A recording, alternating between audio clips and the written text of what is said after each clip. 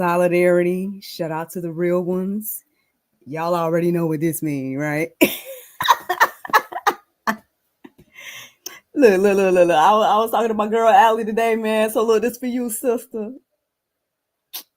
Solidarity. All right.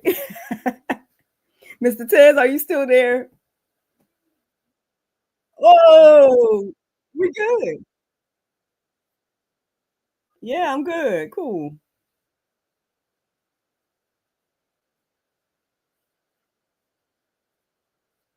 Cool.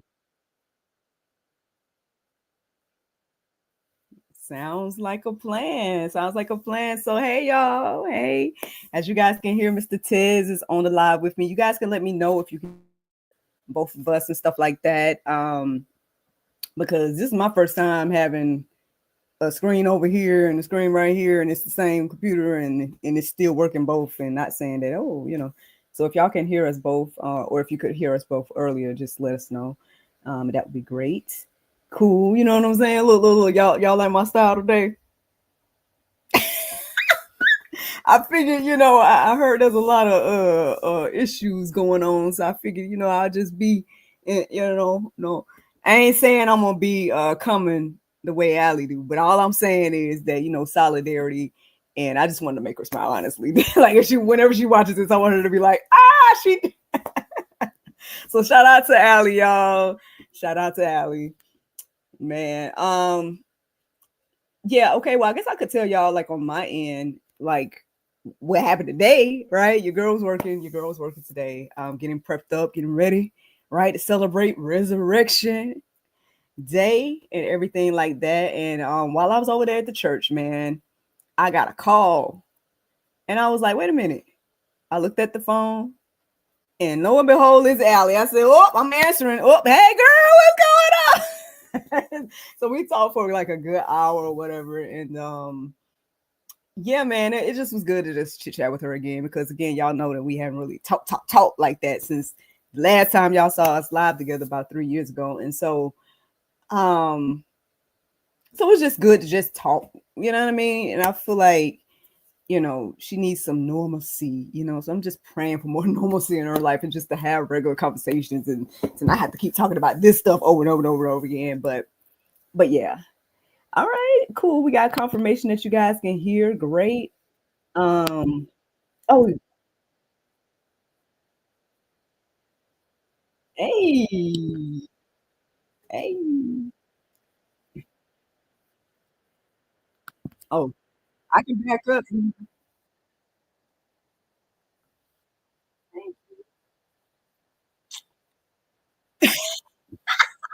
Listen,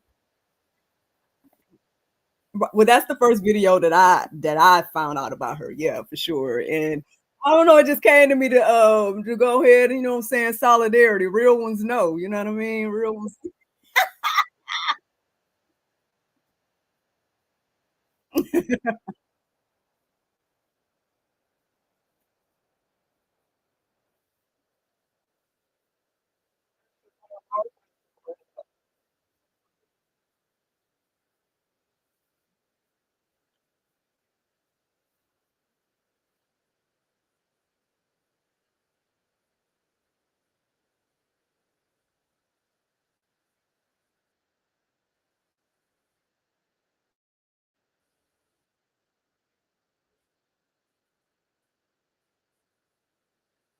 Wow. Look at that. Man, well, glory, man. I'm grateful that well, one, I'm grateful that more people are paying attention these days because again, about 3 years ago when Allie was on the channel, and again, we were just kind of getting started, and it's a whole thing. We can go, I don't know how much you want to go into the details and stuff like that, but I mean, we were kind of just getting started as a channel. So I was just grateful that she even came to talk to me at all and stuff. And obviously getting the word out about the things she was sharing. And it took a long time for people to really take notice until the whole Diddy thing. And then that's when next thing I know, everything's, people flood into the channel and stuff. So is that when you came? Okay. Mm, mm.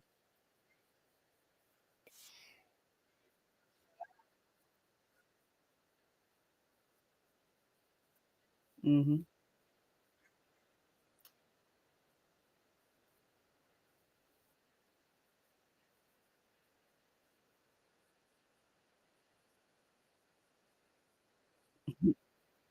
Right.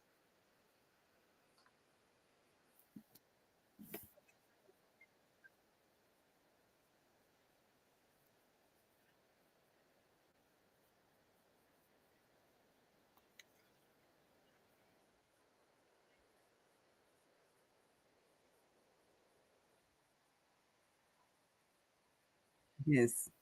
Tez, honestly, you just took the words out of my mouth. I'm saying this all the time, and I'm like, I went live yesterday about this, and I just was like, man, y'all are killing me with not getting the point. Like, I get it. There's definitely a lot to debate. There's definitely a lot of questions that we could ask and be like, oh, well, Allie, help us understand, you know. But outside of that, like, it's like the main thing that she's telling us is what you just said. There are children going through the same type of things that she went through. That's it. Like, regardless of everything else and how you feel about her and all of that type of stuff, like, she's bringing awareness to a really huge issue that's happening worldwide. And I don't understand why people aren't paying more attention to that, or at least like giving it the benefit of the doubt to say, hey, okay, let me do some research about what she's talking about, or let me, you forget her story, like, not to be like that, but you know what I'm saying? But there's so many different people going through these things. Like, even once the channel started to get more people coming to us for the content, a lot of people are in the content, or excuse me, the comments saying that, hey, me too. You know what I'm saying? That, so that right there already shows us that she's not alone. Like, she's not the only one. And she's been saying that this whole time. So I don't get it, but people uh yeah. Mhm. Yeah.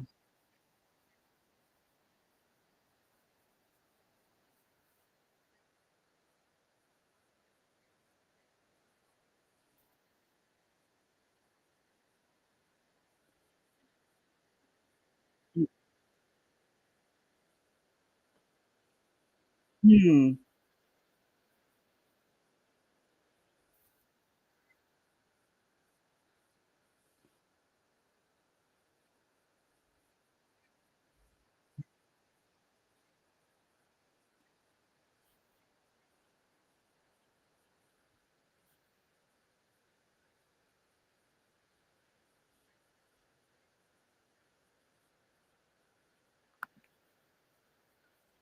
Exactly.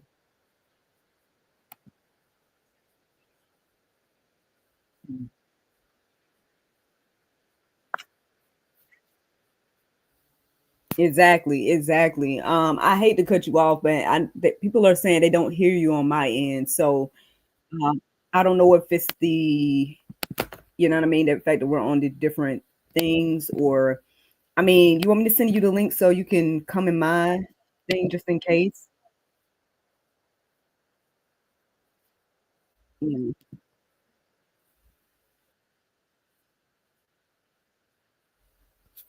Oh, like turning it up. Yeah, that looks to be all the way through. Okay, I'm gonna turn everything up like super high. Can y'all hear him now? Yeah, can y'all hear that loud? Woo. It sounds so loud to me, but let me see if people can hear you or not. I'm gonna turn this one down. Okay, can y'all hear him? Let me see. Let me move you over here, or move the little video here. Okay. Um, on the screen now. Yeah, we can try that too. So I'll send you. They haven't responded yet. Um, okay, so they said yes, static is what they just said. Now, I just yeah. So I wonder if okay, I'm gonna send you that in the messages just in case, and then if you can come here, that'd be cool. But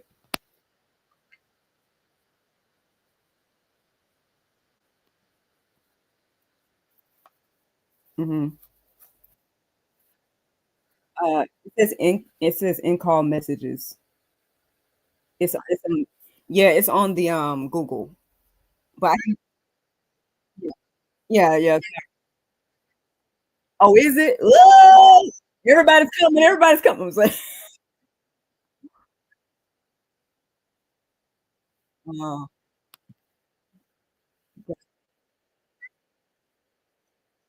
yeah. Well, yeah, new for me. To do it this way.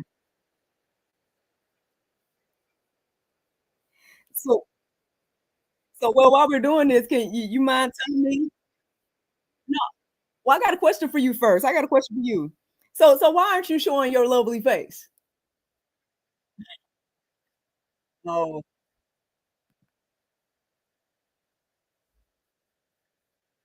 mhm, mm. Oh, wow. Oh, okay. Oh, okay.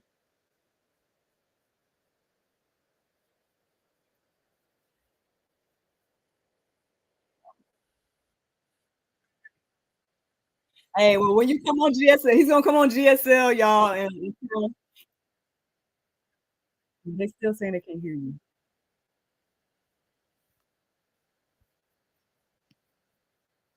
Yeah,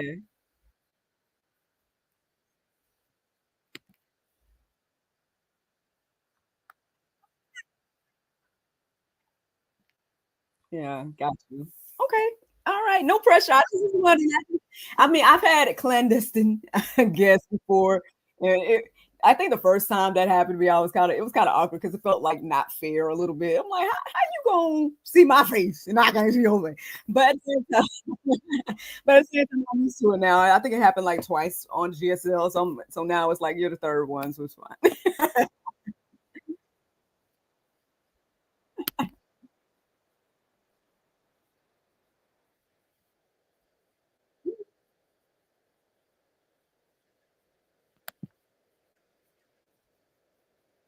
Yeah. Well, so we're working on it, guys. We're working on it. I sent him the link to come in this way, so we'll see.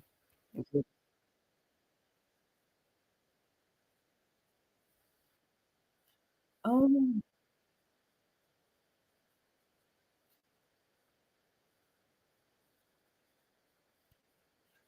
yeah.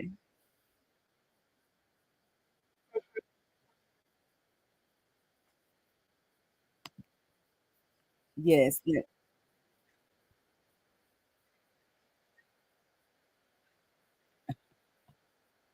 Awesome. Cool. Well, I'll just pull something up, something cool for y'all to look at. You know what I'm saying? A little something, to remind y'all what this is all about. What is this about? Oh, I could take comments too. Let me see. Look, this is about human trafficking. Okay. All right.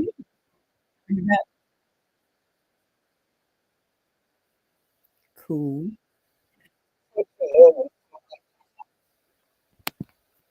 By the way, friends, there's a virtual march going on. If y'all want to participate in the virtual march, start asking some of these questions, y'all. Okay, start asking some questions. Cause why? Why? Cause we need to be their voice, right? Right. Come on, man. It's about the truth.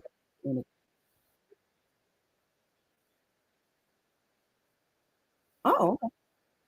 Okay, cool. Okay, so close the Google Meet. Okay, cool. All right. Well, that's what we're doing, y'all. So let's see. But yeah, tell me, do you like the bonnet in the comments, y'all? I was debating between the gold one and the red one, but I was like, let me use the red. It's a classic. Oh goodness. Uh-oh. Let's see. Oh, oh, oh. Maybe Add to the am I stage. quiet? There he is. Hey, all Hey. right. You can hear me? I can. I can. Okay. Okay, perfect. Let me see here cuz now we'll do it. I might have to do. You should be able to still present, maybe even on our Yeah. screen. Yeah, I just going to have to move it around a bit here. So just give me 2 seconds.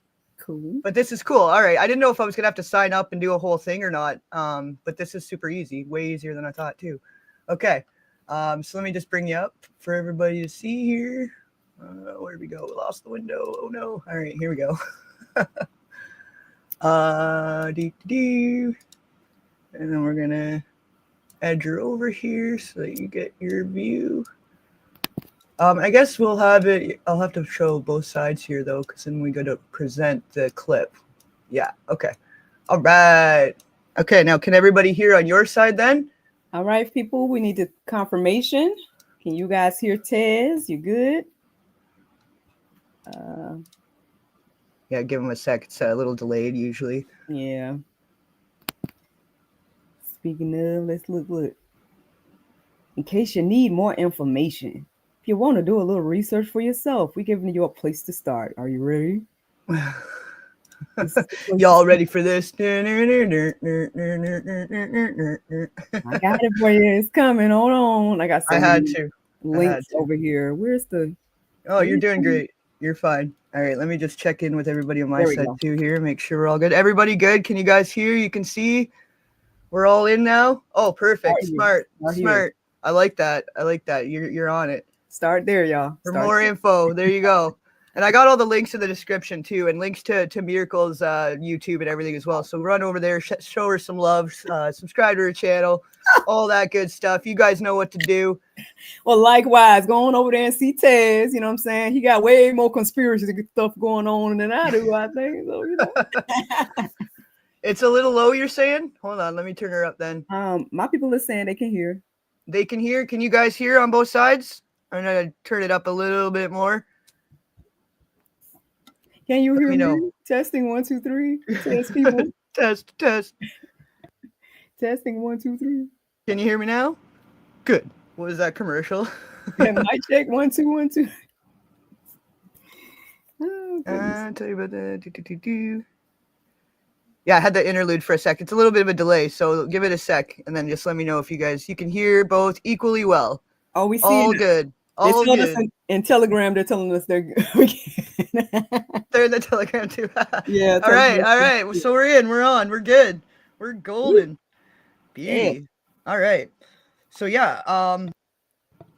Did you want to I don't know if you want to keep chit-chatting for a bit, if you had any other questions, or if you guys have questions for Miracle, we can do a couple little questions first, but then we do have that segment that's sort of the smoking gun, I guess you could call it. Listen, I was like, what are we getting into, Mr. Tezz? Because I'm like, look, the people's already, well, honestly, I've been covered by the blood of Jesus. I mean, I ain't got too much direct, backlash or whatever the case may be, but I definitely have witnessed, right, a lot of the hate in our comments about, obviously, Allie and the things she has sharing, whether they believe her or not, all that type of stuff. And I was like, and obviously we both know about the other stuff that was going on, but I only know a little bit about it, and the only thing I know about it is that it happened. Like, I didn't participate in it at all. I didn't listen to none of it. I didn't watch none of it.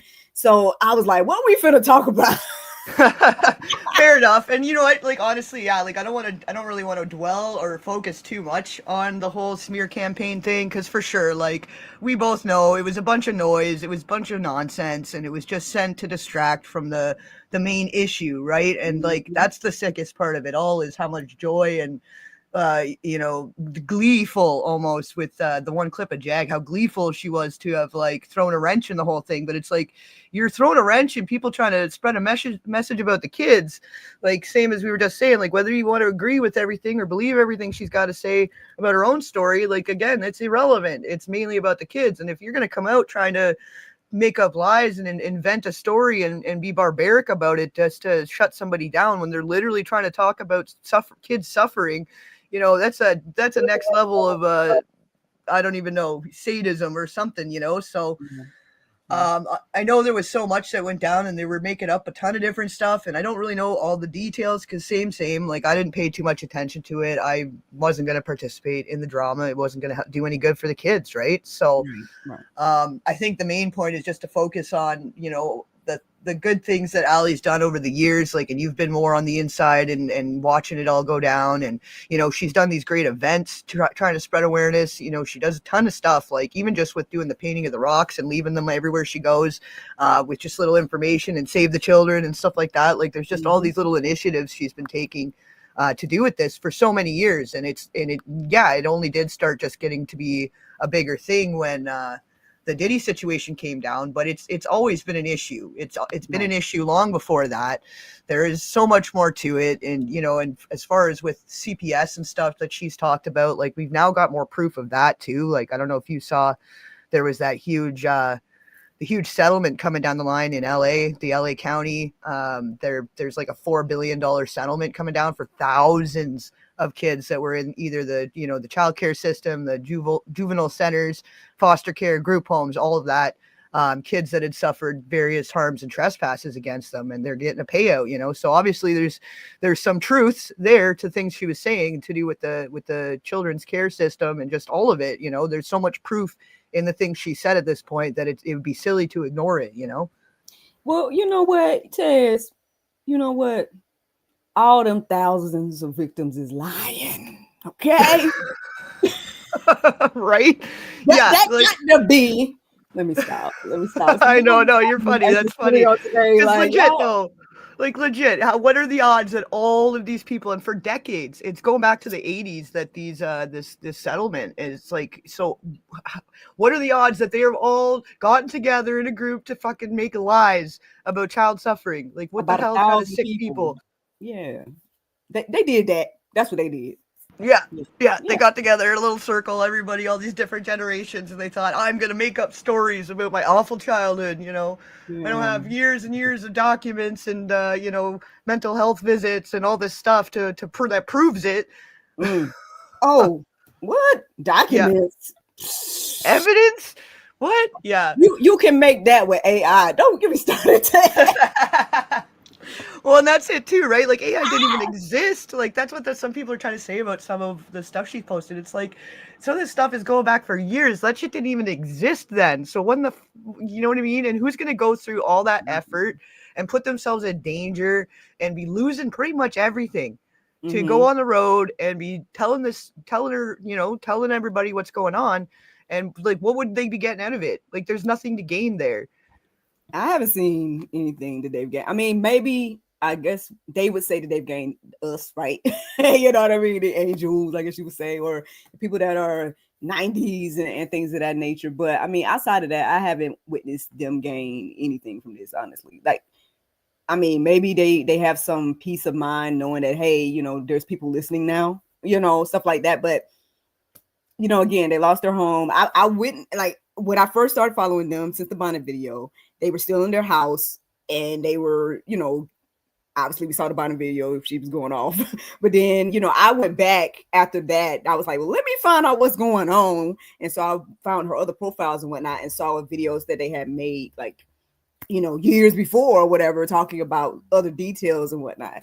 And so, but I witnessed them go from being in the home. People tried to come in the home. I saw the video of the person jumping over the fence. Like, I was there when all of that stuff was going on. The police popped up at their house without being called, you know, all these things, right? And then popped up at their house without being called to then tell them that the person that jumped over their fence wasn't doing it maliciously. So how you even, first of all, police, how you know about the person that jumped over our fence that we didn't call you about yet? And then, you know, it just was crazy. Like, I was there when all of that stuff was going on. Yeah. So, you know, again, and they try to say like, now they've been in the car all these years. Like, I just like, I mean, at some point, if I was fabricating something, if it was me, I'd just be like, you know what, you know, I'm gonna let that thing go. Let me go live off of the grid and forget about that thing I did online at time. Like, if I was really making it up, but I don't know. Like, some people think that though, right? Yeah. Yeah, well, and that was such a weird thing too. Like the guy jumping the fence, and then he was trying to say that he was selling insurance or something, door to door or something, and then went and told on himself and went to the police or whatever. Like none of that made any sense. Like whatever the heck was going on there, it was something shady, and like obviously they were in danger. Obviously there was something going on. You know, there was enough proof, and like they were going live each time. Like from my understanding, because I wasn't right there for it, but for what I've been sent and going back and doing the research for myself, like they were clearly in some kind of danger, you know, and then going and jumping on the lives each time when something weird was going on, and seeing all those them getting pulled over and how weird those cops were all acting, like that too, for no freaking reason, no reason whatsoever, right? You know. So, like I said, all of that is just, you know, I think what they gained from going viral or whatnot, from my point of view, is, I guess, some sense of safety win, because again, they could go live, right? You know, and be like, hey, y'all see this? Just watch this. You know what I mean? Versus going through it alone and then, you know, going missing or whatever case may be, and nobody knows. Is so I think the whole going live and knowing that all of the thousands of us at that time, I guess you would say, or however many that started to follow her at that time, people was watching, is like, I think maybe that's one of those things that have kept them safe. I mean, of course, outside of the grace of God, but like, you know, outside of that, friends, like, I don't know what they've gained, and I wouldn't be playing around with my life like that, you know, for a lie. But they say the same thing about the disciples, you know, why they do. But anyway, yeah, they all died for what they believed, but I don't know, you know, maybe they was crazy too. I don't know. Anyway. Yeah, but for all this time, it just wouldn't make sense. And then, like, now, all these years later, like, you can see all of it coming to fruition. Everything they've been talking about, everything they've been trying to say. Like, we're seeing these settlements come down the line. And, like, not only the thing in California, but then in Florida, that huge bust for the online material. Right, and that all goes hand in hand, like between the abuses that they're claimed in the system versus the material and everything being made. Like, it all goes hand in hand. It's all the same great big elephant. It's just different piles of shit, right? But see, what do you think about the majority of those victims being infants? Because I think that's sick. Okay, you know. Yeah. But, well, they like, and the earlier they get them, though, then the easier they're able to, like, program them and believe that it's just normal, and, you know, they're a lot more complicit and they're a lot more easier to manipulate and control at that point, which like, it's so sick and it's so screwed up. But you do see that a lot of times where kids are getting taken away by CPS for not really any reason, like brand new infants, like newborn babies getting taken, and there's not really any evidence. There's no due process. And then by the time the parents can even catch up with whatever's coming against them and get to be able to afford a lawyer and all the things in between, like, it's almost too late. The kid's lost in the system, you know, so, or something bad's already happened to them. So, I mean, like, definitely with the infants, it's almost even worse. But then, you know, going forward at any age, it's not great. At any age, it's still an abuse and it's still awful, right?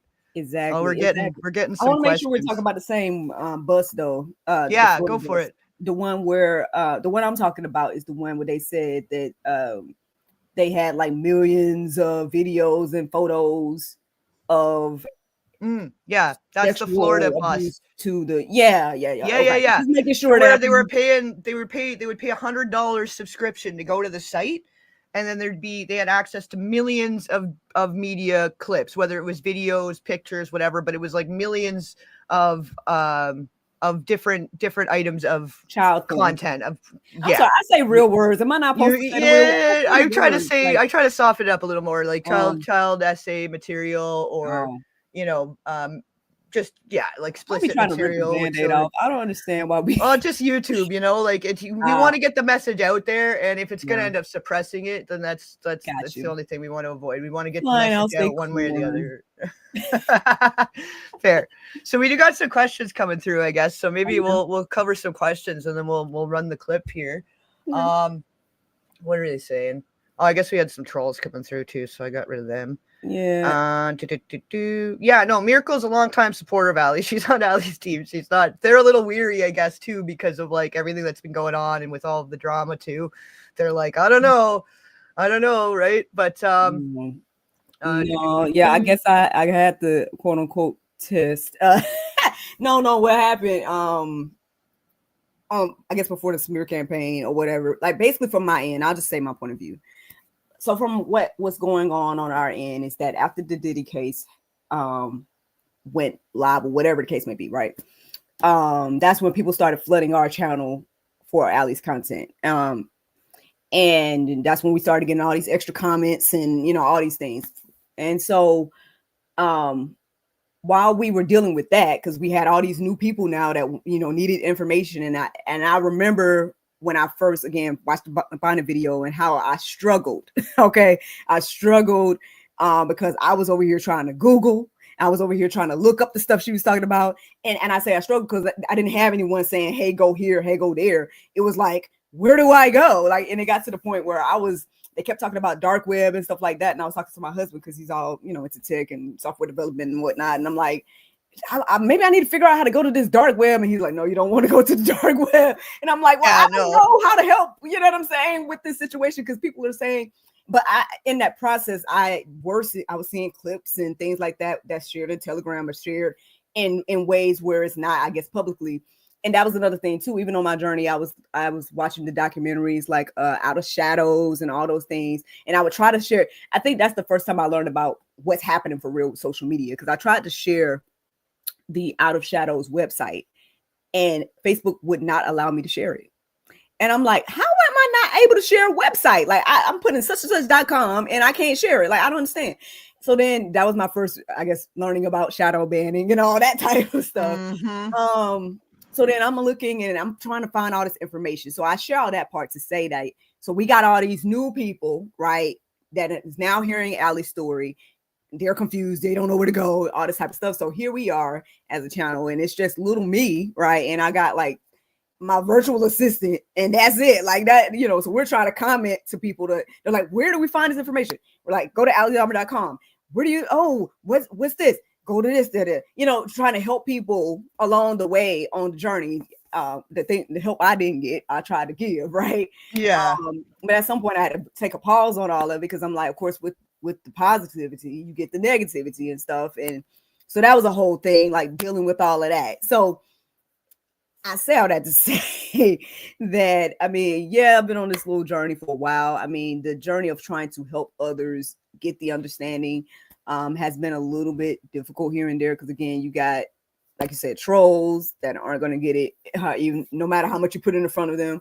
But then you actually have people that want to do something or they want to help. And so, you know, we came up with lists of like, okay, based on the things we've heard Allie say over the years, here's a list of ways to help. Like, so just really trying to like help people get motivated to take some type of action, like whatever the action is, like even if it's painting a rock or putting out a flyer or just taking care of your own kid, right? Like making sure the kids in your home are good. Are the kids in your family good? Are the kids in your community good?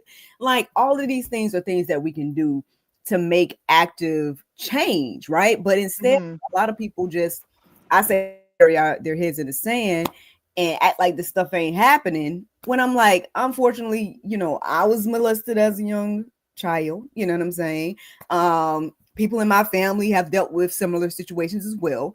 And my thing is like, so regardless of Allie, right? Regardless of all this other stuff, we know that people are doing things to kids. And that's the point.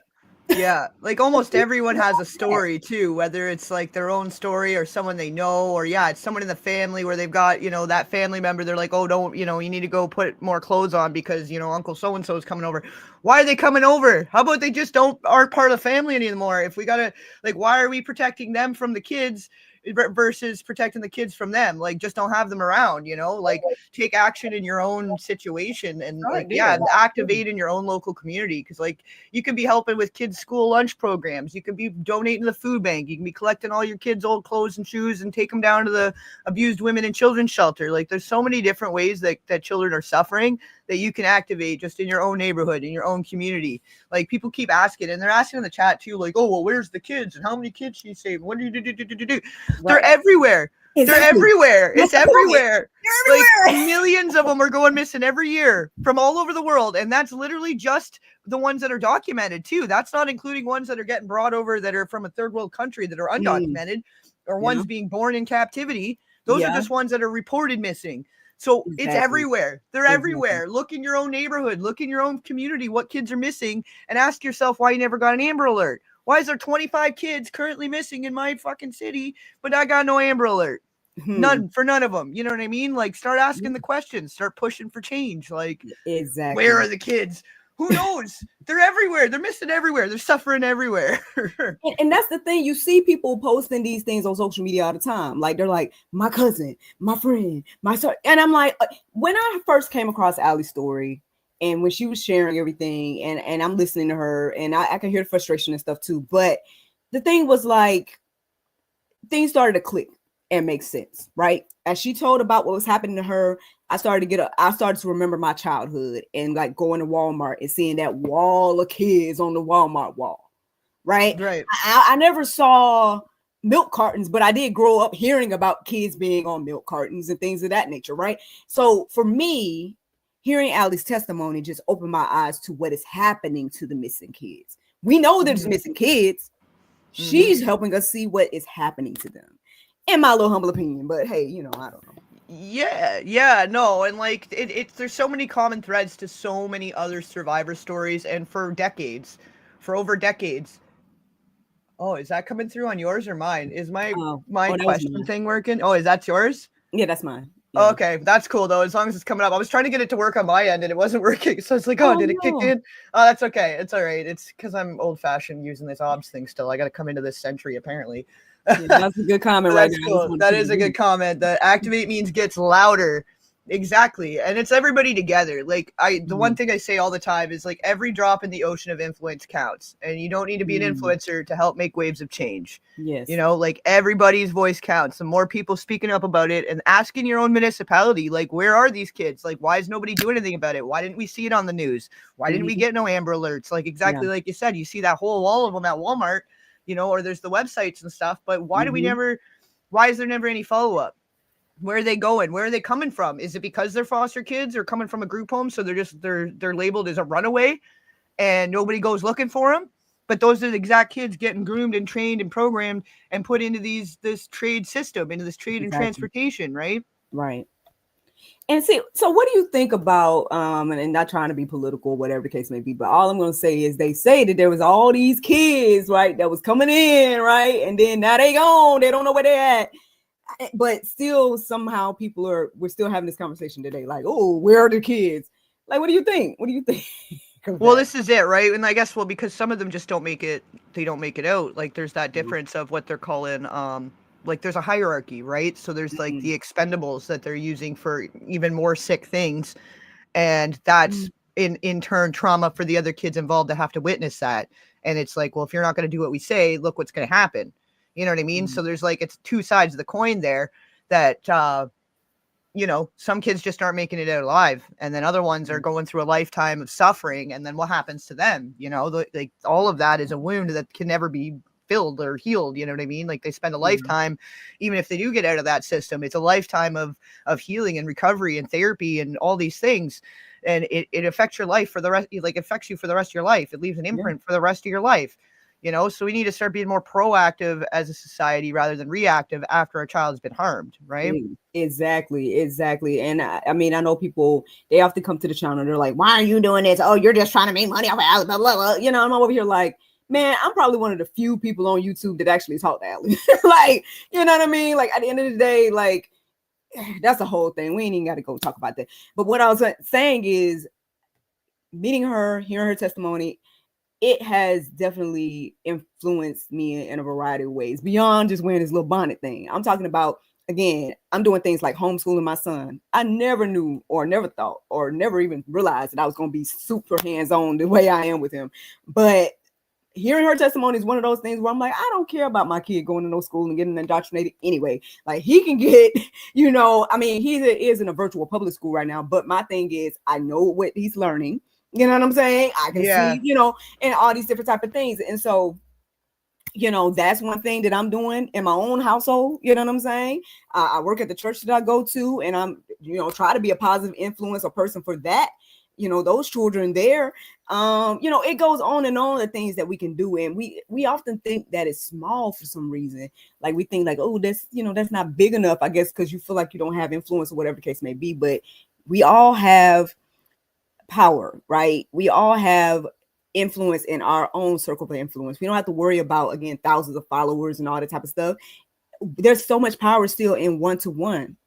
So if you, right, just be the one sane, righteous, loving adult in a child's life, like that can have a huge impact on that child. And who knows? And it goes on and on, like they say, the ripple effect. So, start there. Like I always try to point people back to like, where's the kids? In your house, in your Yeah. in your community. Like do something. And then, hopefully that will inspire, like I said, the change that we all want to happen. Yeah. Well, and if you see something, say something, too, right? Like I'd Yeah. rather be embarrassed and have been wrong and embarrassed than have been right and not said anything at all, Yes. So simple as that, you know what I mean? And just like, yeah, just being the change you want to see, being that adult that you needed as a kid, it sets that example, And if you start making that change, like it has a ripple effect for sure. Right. I mean, I'm getting a question here. Do you want to address this? Sure. Kimmy Gibson says, why do media talk about busting trafficking rings, but nothing on the whereabouts of the children?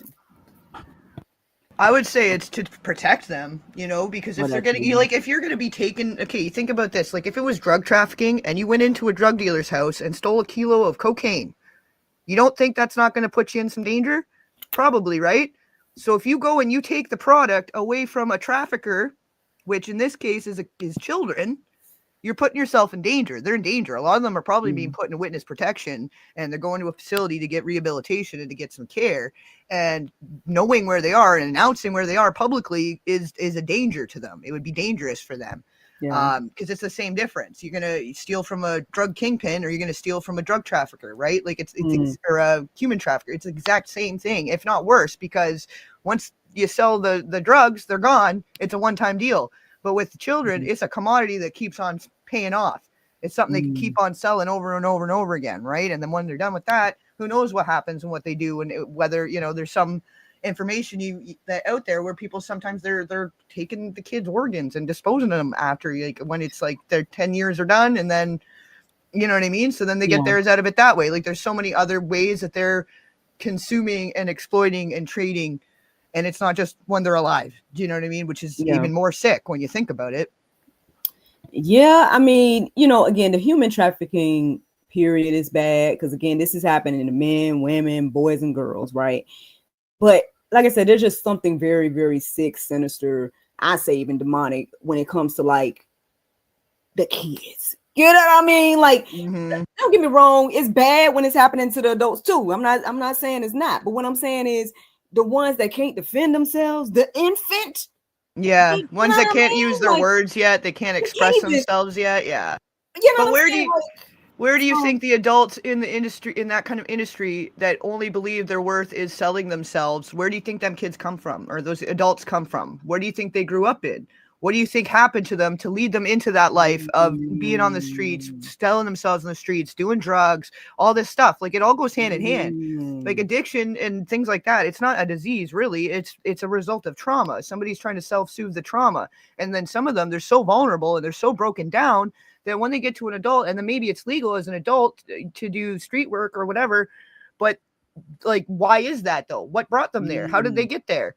Maybe they could have been worth so much more and done so much more with their lives, but their whole life they've been used and abused and made to believe they're all they're good for is for what, you know what I mean? Like this kind of thing, right? So it's a vicious pipeline. It's a vicious cycle. And like, we got to stop it somewhere. We got to be the generational curse breakers. Cause like you either go one way or the other. Some people are able to get out of it and they find the right role models and they're able to go on with their lives, even after having had an experience as a child, but not all of them do.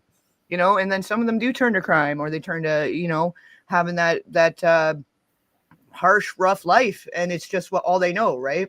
Right. And that's a great point that you made up. Like, that you brought up. That's what I meant to say. A great point that you brought up because, again, I mean, we see, I guess, celebrities and stuff like that. And at least I would say growing up in the 80s, like I was born in the 80s, grew up in the 90s, you know what I'm saying? It was just something, I guess, to aspire was, that type of thing. But, I definitely look at all of that a lot differently these days. And I think what you said about if they were groomed from children to sell themselves, and all these different type of stuff, I mean, that's all they know. And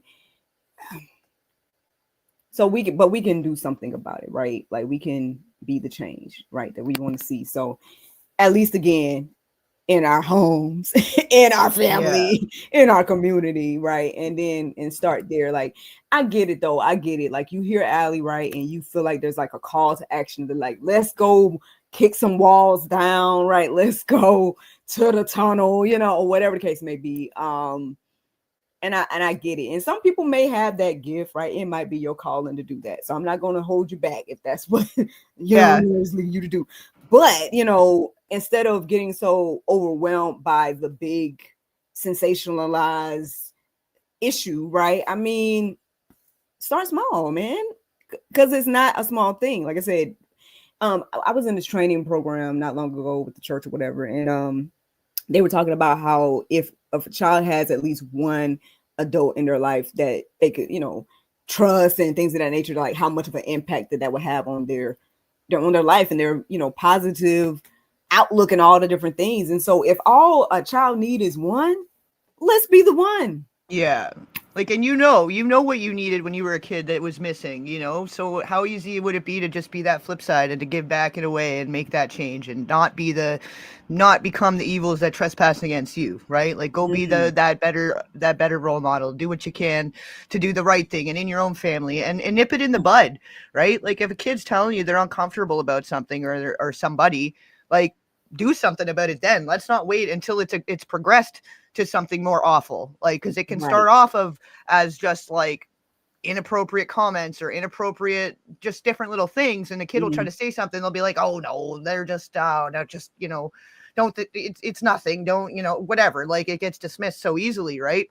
But that's where you can be proactive and you can be like, you know what, okay, you're not comfortable, we're not going to that whatever class now. Like, if it's whatever after school program that they're going to, and they're like, oh, the teacher guy said something weird and it just seemed weird, and maybe in that moment it's not weird yet, but if they're uncomfortable, if they're already feeling uncomfortable, let's nip it in the bud then, until before something weird happens. Exactly. I don't know if I'm getting a little maybe I'm getting a little too warm. Allie, how did you do this the whole video, girl? She's even saying in that video, it's like, it's hot in here, it's so hot, we got the heat on and it's hot. But yeah, man, well, look, is this a good transition into your video you've been trying to show us? Because I know you keep yeah, well, and we're not gonna do like the whole one. I was gonna show just like that first little bit, that first segment of it, but I think pretty much everybody's probably already seen it by now. Have y'all seen Tez's video here? I don't know, if not, platform? and maybe for your side of things, just to run it through one more time. Yeah, I think there's some we fresh did post people it in our community, but did y'all see it? Did y'all see it? Let us know. Yeah, the JAG admitting to lying and starting the whole smear campaign. Because, like, I mean, whether you want to believe Allie or not, we got people out there that are like purposely inventing lies and taking joy, like finding joy in slamming and smearing and inventing bullshit about people that are literally just trying to raise awareness for the kids. And there's like, what's the point of that? Like, what are they getting out of that? If it's about taking sides, which it's not, because everybody should be on the side of the kids at the end of the day. But if we're talking about taking some sides, the only person that's turned out to be a liar that admitted on camera that they made lies up because they just assumed that Allie was lying, and they wanted to invent their own lies and play their own game of make-believe without checking any of the resources, without doing any freaking research. It's not like Allie hasn't been posting documents and proof and evidence in her group since 2021. You can go all the way back. There's like a stack of documents, right? And she's not holding nothing back. So it's not really one way or the other, but I mean, if that's what people want to focus on and we want to bring the focus back to the kids, then, we definitely wanted to nip that whole thing in the bud. Exactly. I know you had me almost about to fall out a second ago because you had mentioned that part. And I was like, you know what? I was reminded what I saw today. One of our awesome, Allie's Army people sent me a link to, I guess, some channel.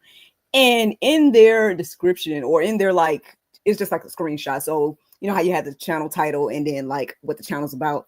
The channel's sole purpose is to pretty much, I guess, call Allie fake, I guess. I'm like, that's your whole purpose of your channel?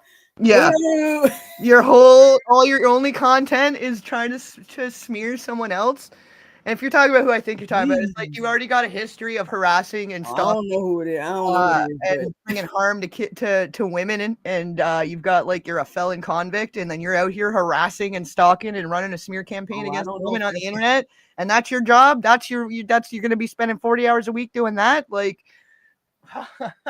that obviously that person was damaged as a kid though. So here's a perfect example. Obviously he wasn't loved enough as a kid. Obviously he went through some shit as a kid, and that's a perfect example is somebody that becomes the evil that had trespassed against them or harmed them.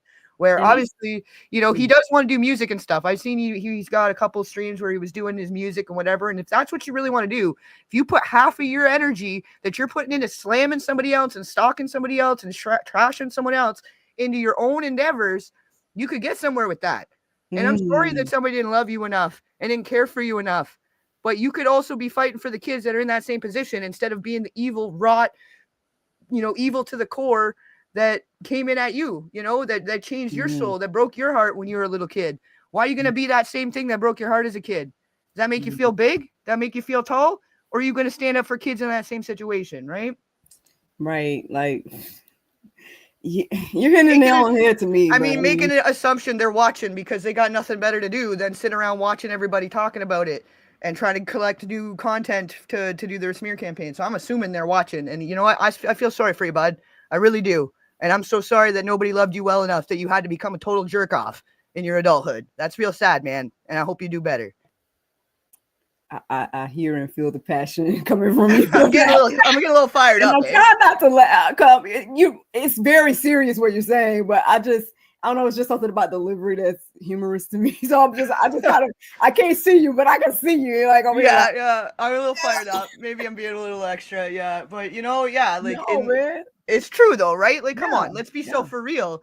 Like, obviously, that's a hurt individual, hurt people, and that's why we got to be the generational curse breakers. That's why we got to make a change, right? Exactly. So they don't grow up to be shitty people, or hurt people, or whatever, right? Yeah. And that's very sad and unfortunate too. If we do go that route with it, because it's like if you've been through the thing, then you know how it felt. So why would you do that to the next person? Like, like you watched your mama get beat up when you were a kid, so you want to turn around and harass and beat and stalk on women.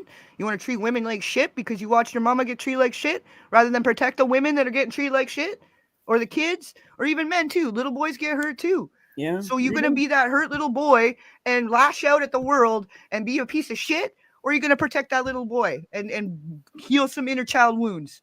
Right. Yeah.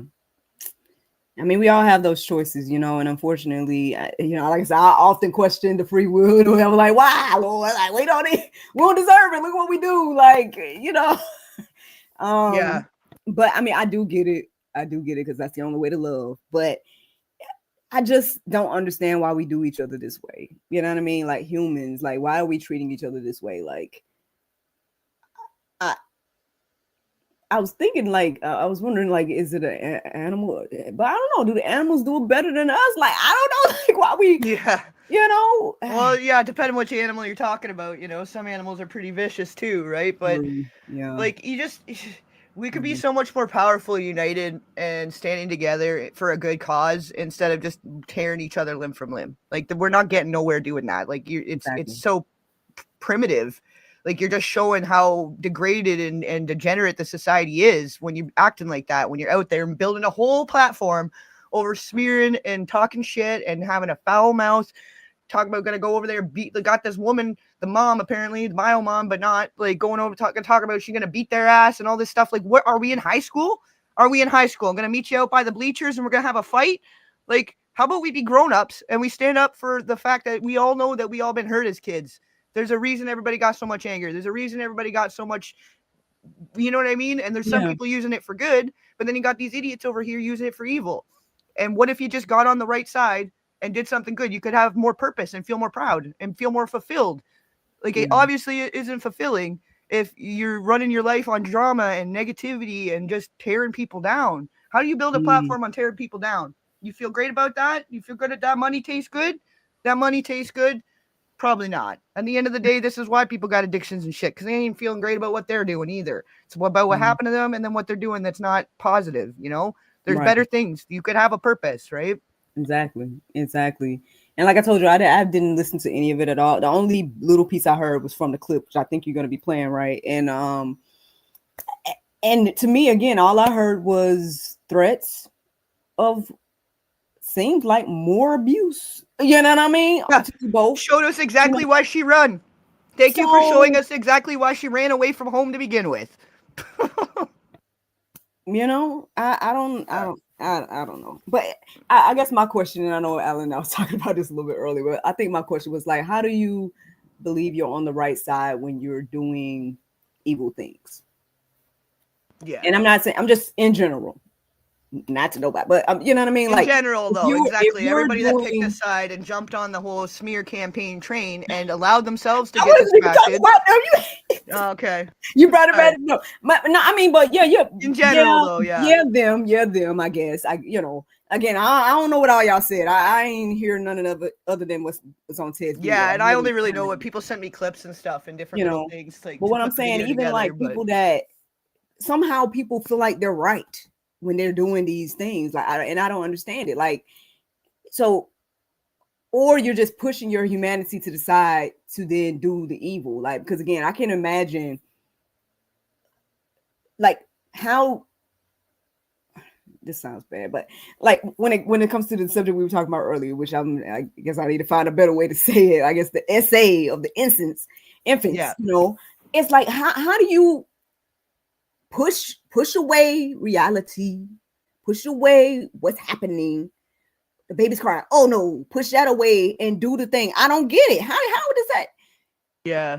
Well, it's the narcissistic cult matrix. Like, it's incentivized in a way. Like, it's incentivized for the monetary gain and just, or the people get a thrill jumping on the like with the hive mind, the mob mentality, jumping on the train of whatever it is of the trend, and they're getting something out of it, obviously.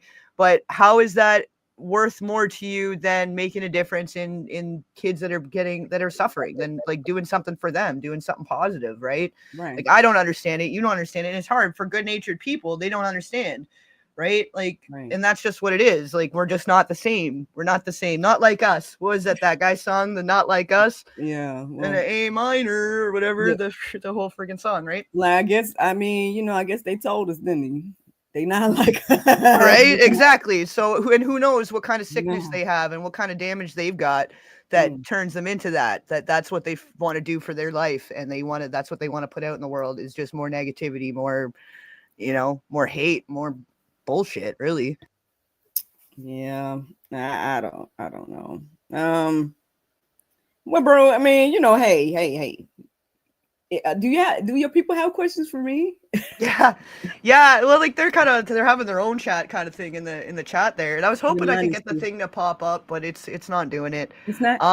But yeah, did anybody have questions? Like, I don't know, I might have missed them. I'm gonna try to scroll up and keep up with you guys because you guys are going wild in the chat here.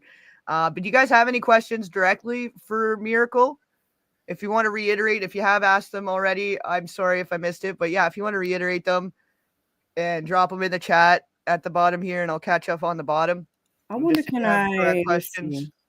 I wonder, can I invite you to share? Because you need to share your screen. Is that what you need? Oh, to do? No. I was just saying, to do like how your chat things are popping up. I was trying to get it to do that too, where I could pin them and you could see on the screen, which I it's wonder, not doing it. It's all right. You should be able. Do you see a way to share your stream, this stream on your platform? Because then maybe that'll give you access to be able to I think I'd have to log in and be using StreamYard though, so it's okay. I'll figure it out for next time. There is a little widget and there's a way to do it. I just didn't. I'll have to fiddle with it. It didn't work. I probably didn't do something right. I'll have to rejigger it around and figure it out. So it's no big deal. I'll read some stuff out. Okay, well now somebody's asking just like what's Shelly's role, and like that's information you could find out by going to Allie's group and reading some information. Go to the website. You don't want do to some investigation for yourself. That's not a question for Miracle. That's just a question that you can find the answer for yourself. Pretty damn easy. And that's why I keep laughing, because I'm like, I probably would have just answered the question. You're like, no, I'm just going to. Yeah, well, and then everybody in the chat's gonna answer. They're answering for us even too. Like some of the Yeah. questions coming through, there's like some of the groups in there, and they're like, or just my viewers or whatever. People are answering the questions for us. So so Go ahead. Yeah, if you got questions, go for it. So here's a question, but I mean, so I don't know if you just started in this journey, Tracy Solo Gray witch, but it's Secret Service and all of that is, I would say, complicit from my understanding of all this type of stuff. Am I wrong here? I mean, there's FBI's. evil on every level. Like at every level of the hierarchy, they have to have people that are complicit in order to make it happen. So it's people within, the authorities, within, hospitals, within child care facilities. There's good and evil in every organization, group, sect, religion, even. You got evil things going on in the church. They go to church on a Sunday, but at home, what are they doing to the kids, Yeah. So there's a lot of people operating under the guise of good. So it can be hard to know who to trust. And especially on the kind of scale and level that Ali was at with some of the things she witnessed, it's way bigger than Diddy. Like in the grand scheme of things, Diddy's just like a street level dealer.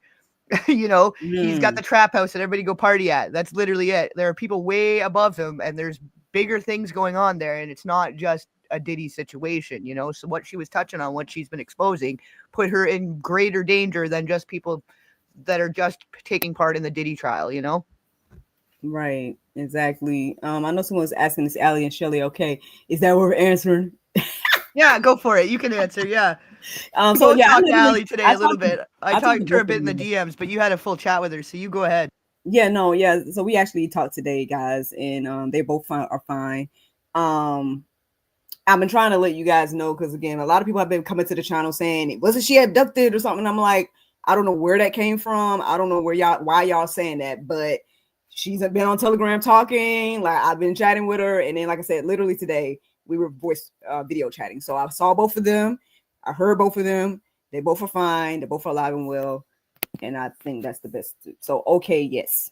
Yeah, and I'll second that. Like I've been talking with them, and like just earlier today we did it was voice notes in the DMs and stuff, and she was sending me some more info for a video I'm working on. It's not really about Allie, but it has a lot to do with Allie, if that makes sense. It's about the overall and more things connecting the dots. So yeah, they're totally fine. I don't really know where the kidnapping thing came from either, but I saw it circulating too, and I'm like, people are just running out of stuff. They're running out of content, and because she's made the smart move too of just stepping back and not coming on doing her lives anymore and not feeding the beast, right? So they're scrambling around trying to make some bullshit up now to keep the content rolling, and it's just making them look like fools, because anybody that actually knows or that's following in the groups or that's paying any attention, she's totally fine. They're totally fine, right? Right. And better if anything, because they're not getting right in the forefront of everything. They've had some time to rest for a minute. And finally, some other people are taking the baton for him. That's kind of the joke I always make. I'm like, you can be done running laps on this relay race by yourself. We're here to take the baton from you, and you can go sit on the bench for a minute. We'll run some laps for you. There you go. There you go. I see there's some interesting conversation happening in the chat here, but I don't know. Sounds like they're handling it themselves. So I don't know if it's worth doing that. Do you want me to try to go to your page on my end then? Like, I don't know, like if you wanted to be able to review the chat, but it's kind of same deal. They're handling it themselves. They're speaking up. No, about the video that you wanted to show. Oh, I was gonna just try to do that like as a present the screen to you, so that it should play through, so you can see it at the same time that I'm seeing it, and then everybody can see it all at once, so there's no delay. Oh, I thought you were telling me that wasn't working. No. The chat thing, like where the chat, the highlighted chats pop up on your screen. Got you. Like the questions, I was gonna try to get mine to be able to do that too, and it wasn't doing it for me. But that's okay. That's a different thing. The presentation, we'll figure it out for next time. Yeah, I'll figure it out for next time. I'm just kind of getting back to doing the lives and stuff again. It's sort of more of the smaller portion of it's not something I was doing too often. Like I usually more so do like a deep dive, long form deep dives and documentaries and stuff. So even doing like interviews and things like that, I'm kind of fresh to the scene on that. Do you have any for me? Do I have any questions? I guess just like how have you seen the progress? Do you feel like it's made progress and that people are kind of coming around versus, you know, at first, and like, I guess as the Diddy, if you wanted to continue from there, like after the Diddy thing, like, did you see it, but more of a shift of people, or do you feel like it's just more people arguing and pushing back? You feel like it's more of an uphill battle or less? So I got a great question. Great question. So from what I witnessed on our channel with after the Diddy situation, at first it was an outpour of love. Like honestly, it was a lot of love. Of course, you would get a few comments here and there or whatever, like she telling the truth, that type of thing. But for the most part, people are like, oh, Allie, you know, all this type of stuff. Then when the other stuff started happening, and that people started to come back to the channel and be like, she's lying. Here, look at this, look at that. She's lying or whatever. And I'm like, y'all are so flaky, because just like last week, everybody was all love for Allie. You know what I'm saying? How can we help Allie? How can we support her? How can we, you know, all these different things. And that's why we made all those, you know, answers for them. Like, okay, here's a frequently asked questions. Here's a list of ways to help. Like, that's why we did all of that, because there was a huge outpour. And then, so I would say though, what I witnessed is more, or the majority of people seem to be supportive. So I think that's great. You know, I think that is great. I mean, yes, there's still the negativity, and there's people sprinkling here and there saying, you know, what they have to say. But majority of the people are, you know, believing her, hearing her story, taking some type of action, some of them, or they're wondering how to and stuff like that. So I would say, I think we're moving in a positive direction. For me, I'm just still waiting on that mainstream public, rip the Band-Aid off, reveal these things in a way where people can't deny it no more type of exposure to happen. Myself, like, I think, like, so speaking of the person, I think you were talking about earlier, I don't get into saying their names and whatnot, but that person, I can't tell the story without, well, I talked about it before, so long story short. Clown shoes. Let's call him a pair of clown shoes. He's so funny. No, not them. I don't know. Oh, no, okay. You're talking about Jag. Okay. So Jaguar Wright and Orlando Brown, they were both saying a lot of things online, like, and they was exposing a lot of things about the industry and whatnot. And so they ended up doing this chat together, like the first time they got together and did a chat. And I just was waiting and thinking like, oh, they're going to really say some stuff now. You know what I'm saying? But that whole video was nothing. There was no exposure of nothing. And I'm over here like, if y'all witnessed the crazy stuff, why aren't y'all talking about that part? Like, y'all talking about making pancakes and shit. I know the interviewers you were talking about, because I was following Orlando Brown a bit, because I, like, for sure I was picking up on there was some hidden gems in the between the crazy. He was kind of starting to say some stuff. He was talking about some Diddy stuff too before the whole raid and everything, and that's kind of how I was already into it a bit, knowing something was coming down the line, because people had been talking about it, right? And so yeah, for sure, I had thought like, because both of them were sort of talking about stuff, that they were going to come out and start really talking, and it was just like a joke.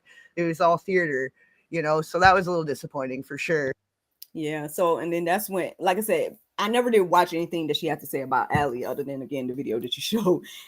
But, you know, I think I just stopped following both of them at that point, because I'm like, y'all ain't talking about nothing. Y'all not revealing what's happening behind the scenes for real in Hollywood. And that's it. Like, you know, y'all are just playing or whatever y'all doing.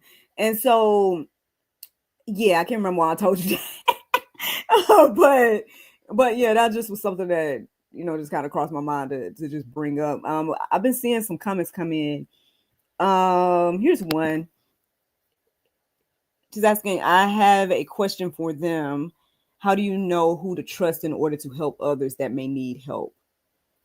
I mean, my first response to you personally is, do you trust yourself? Because I mean, like, what do you mean? Like, who you're talking about? Trust, like, trust the people that you're helping, or people to help you help other people? Because I think a lot of times we're thinking about, hey, someone else needs to do this or that, when really it's probably you that need to do this or that.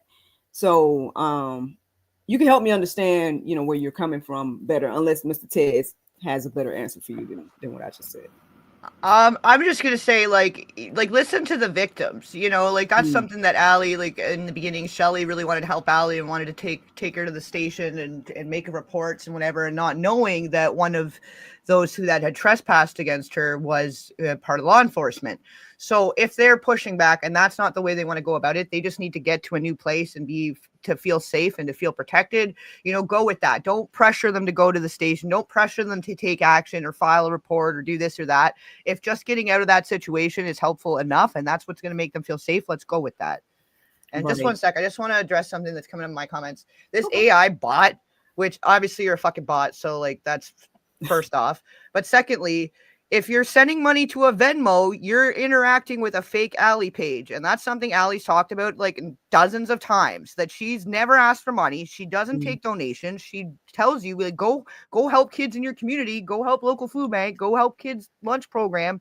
If you're giving money to a Venmo and not confirming that you're even interacting with the right freaking channel, that just shows that you don't know what the fuck is going on. So either you're in here just trying to cause drama and spread disinformation, or you're kind of dumb.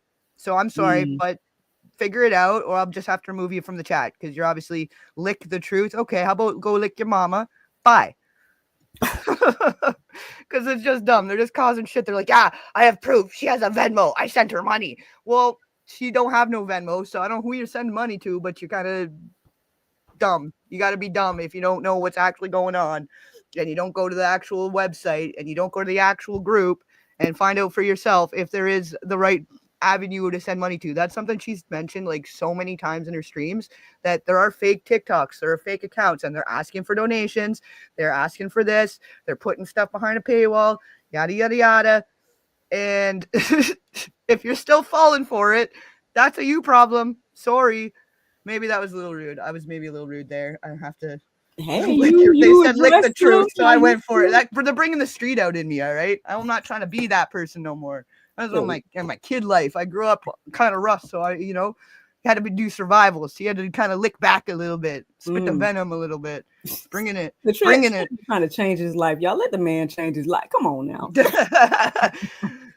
Yeah. So she came back with I guess, more details. So she says, trust the people that they would help in a situation such as a human female being trafficked, but she spoke so low, like she was not safe at all. I mean, can you be that safe place for her? You know what I mean? Like Miss Shelley, she talks about this often, about Allie coming in and being really rough around the edges, and so she had to treat her differently than she did her other foster children. And obviously, she started to learn more about her having DID, which actually kind of addressed another comment I saw come on this end, and stuff, because they're talking about Allie looking uncomfortable and rolling her eyes or whatever the case may be. If you listen to Miss Shelley, not only are they really trying to share the information about the children and the trafficking side and the evils, again, SRA, all that type of stuff, but they are also heavily addressing the DID and MK Ultra and things of that nature, and exposing that side of the conversation. If you guys watch All of Us, which is the documentary that the 90s Nation News worked on with Allie to document majority of her story, which is, you should be able to see at alliesarmy.com. Then you guys will, I guess, witness some of Allie's different I can't remember how to say alters. And so it was funny. It was funny. Shout out to Allie. I don't know if you're watching, girl, but yesterday I was like, every time I talk to you, do I feel like I'm talking to the same person? So who am I talking to? But no, I mean, like, which one is he? No, but yeah, so it's a deeper, more sinister thing happening than even just the SRA and even just the abuse and even just when people are controlling people's minds or doing things that have made them split and all these different type of things. And you guys can do your research on all of that yourselves, but that's another thing that Miss Shelley, if you really pay attention to it and listen to what she's saying, she's often really, really standing strongly about and making more people aware about. So again, all of that information is on the website. Y'all can just go there and start there if you've never heard those words before. Yeah. Well, and just like there's so many other smaller outfits of people that are starting up to do to like activate for change to do with trafficking and abuse victims and whatever, that are like a smaller, more homegrown outfit rather than relying on these big charitable or government sanctioned groups and organizations and stuff like that. So it's like, and because of the whole DID thing that is still not so understood, and there's so much more to it, like you do have to be careful on the type of help you're trying to get them. So a smaller facility that's run by people that have been through that, rather ones that learned it out of a textbook, or that just believe what the mental health community has to say about it, because a lot of it's still outdated and very misunderstood, because each situation is so personal to that person, to that victim, whatever, however their system's been built, and it's there to protect them, right? So you really got to listen to what they feel that they need or what they feel safe with, because there are so many other working parts there, and those different parts are going to be triggered by different things or different situations, different people, places, things. And I guess with Ali, the thing is because it's like she's co-conscious. She's kind of got a pretty high level system that there's co-consciousness there. So it's not like a full alter split where it's like you may not notice it. It's a little more fluid and it's a little more of the co-consciousness. So it's like she's still kind of there but not there. It's like if you're driving a car, you're going on a road trip and you're the driver, but sometimes people are taking different places in that car, but they're all in the same car and they all know what's going on. They all listen to the same radio station. They're all on the same road. But sometimes the host isn't the one in the driver's seat. Sometimes that host is in the back seat, and every so often they're in the trunk. So they don't actually know what's going on. And sometimes for their own safety, they do completely shift to one of the other splits.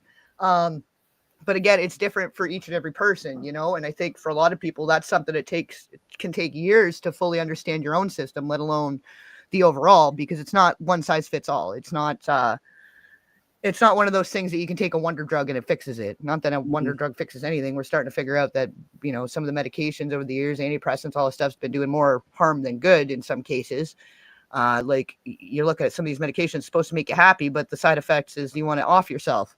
So that doesn't make no sense to me, but, so it's tough. It's tough because some of the kids that if they've gone through really, really severe, prolonged, adverse, you know, complex trauma, the route of helping them and saving them, it's sometimes you just need to give them some comfort and give them a safe place, and they're going to have to help figure it out for themselves as they go to, because they're still trying to put pieces together as to what even happened to them, because part of having a dissociative identity disorder, that's to protect you. That's basically partitions in your brain have split off to contain that information and put it to the side so you can continue living a normal life. You know what I mean? Like you got to think back in the ancient times when we were all living in villages and tribes and stuff. And if you saw your family get eaten by a lion, you still got to get up the next day and continue on with civilization. You know, you got to continue on, go hunt and do the thing. So that kind of thing is like our brains are set that if you experience a serious trauma, whether it's to you or you witness it or whatever, your brain's going to put that into it's not necessarily deleted, but it's in a folder that you can't access until later. Sometimes you can access it later. Sometimes you never can. Sometimes you never want to. You know, sometimes you got it in lock boxes and you know it's there and you know something really dark happened in there and you got a rough idea based on flashbacks and stuff, but you don't really want to know. You know enough that now you want to defend the kids. You want to do something to help the kids, right? That's very good. Honestly, I was thinking too, for those that are believers, right? If you're following here on GSL X, Y, and Z, this may be a great time to just pray for Miss Shelley, right? Pray for Allie. Pray that they get to the place where they can actually settle, be at peace and things like that. Because she would be a wonderful person to be able to teach other people, right, what to do. You know what I mean? And so then hopefully more people will be able to walk alongside someone that has gone through these terrible things. Because I think they just need consistency, right? They just need, again, to show up and to be real and to, again, not be fake and to show the love and the things that they need and like you said earlier, listening to them, but not say, I mean, maybe everybody could do that, but I think again, Miss Shelley and obviously Allie could be great advocates for that if they could be at peace, but they can't be at peace because the situation. Yeah. So hopefully change will come where they can get it to a place if they desire, right, to do that. Then obviously again with them going through it, they have been through it, so they can be able to hopefully encourage other people to help them to understand it more and then to know how to again help the victim. That's and it. There might be people out there already as well. So look into it, y'all. Go look into it. Like there's more smaller groups and like support groups and information groups and people doing live streams about it and stuff too. Like there's information out there, and it's best to just get as much information as you can about what that is so you can better understand and recognize when things are changing or shifting in that victim. And just be the support system for them, because really, like, even the mental health community doesn't know what to do with it. For the longest time, they were trying to medicate it, and that wasn't helping it either. And they were misdiagnosing it, and they were, just causing more problems in the long term than actually helping, you know? So, because a lot of it is self-led. And it's up to you whether you wanted to integrate or you want to just continue being different people. You know what I mean? Like, it's totally up to the person. For some people, it's a superpower. For some people, each of those different parts has different skills and talents and levels of intellect and different things that they like and dislike. And they're all wonderful parts of you, you know, and you want to embrace all of them and give them all a chance to thrive and to shine. So that's the difference, right? Is the way that they've wanted to treat it or approach it or viewing it as like a disability or a disorder or a disease. Like, it's none of those things. If anything, it's a superpower that's kind of been birthed from extreme trauma, and it's what's made you survive, and it's made you a stronger person at the end of it. It's made you more of a, like, you have more complete access to your mind too, because they do say that you only can really access about 10% of your brain as an average person. But when you have your brain splitting and becoming new partitions from trauma, you're getting access to more parts of your brain. And some people can have, you know, a stronger intuition or premonition, different abilities that they wouldn't have otherwise had. And so, not to say that, you know, oh, let's go out and get some trauma so we can be superheroes. It's not like that. We're not talking about a fucking Marvel comic here, but you know, there's so much more to it, and it's not what they make it out to be. And it's a lot more common than what they want you to believe. And, you know, it's something we all got to understand better so that we can start doing better for the people in our lives that have suffered complex trauma, because just about everyone's got some level of, you know, they're on the spectrum somewhere of a dissociative disorder based on whatever level of trauma they faced, you know. And even just everyday humans, you could be driving in the car and like you kind of go on autopilot for a minute and 10 minutes go by and you get home and you're like, oh wait, shit, I don't remember the last 10 minutes. I kind of checked out for a minute. Like, that's a dissociative state for a moment, you know, like, and a lot of people have that. Or you went into the kitchen to get a coffee and then you realize you already got it. It's already on the counter made. And you're like, oh yeah, shit. Okay. You know, little moments like that is basically having a dissociative fugue moment. You know, it's like some people call it spacing out or being on autopilot or whatever. But like, if you've had any level of trauma, you've got some level of, you know what I mean? Yeah. Yeah. I mean, actually, it had me thinking, like, I mean, who knows? Maybe there's some things that I'm compartmentalized like that. You know, so we might, like you said, we may all have a certain level of it as well. I did address one of the comment that was on the screen. I mean, I don't know if you will have anything to say about like the WikiLeaks and the Pizzagate and all that good stuff, but I just want to let people know that at least we on our end have the list, and so I put it in the chat. A link to ways to help that we came up with. And again, those are based on things that we've heard Ali say over the years. So to hopefully give you a place to start. But I mean, hey, you know, you want to touch that, brother?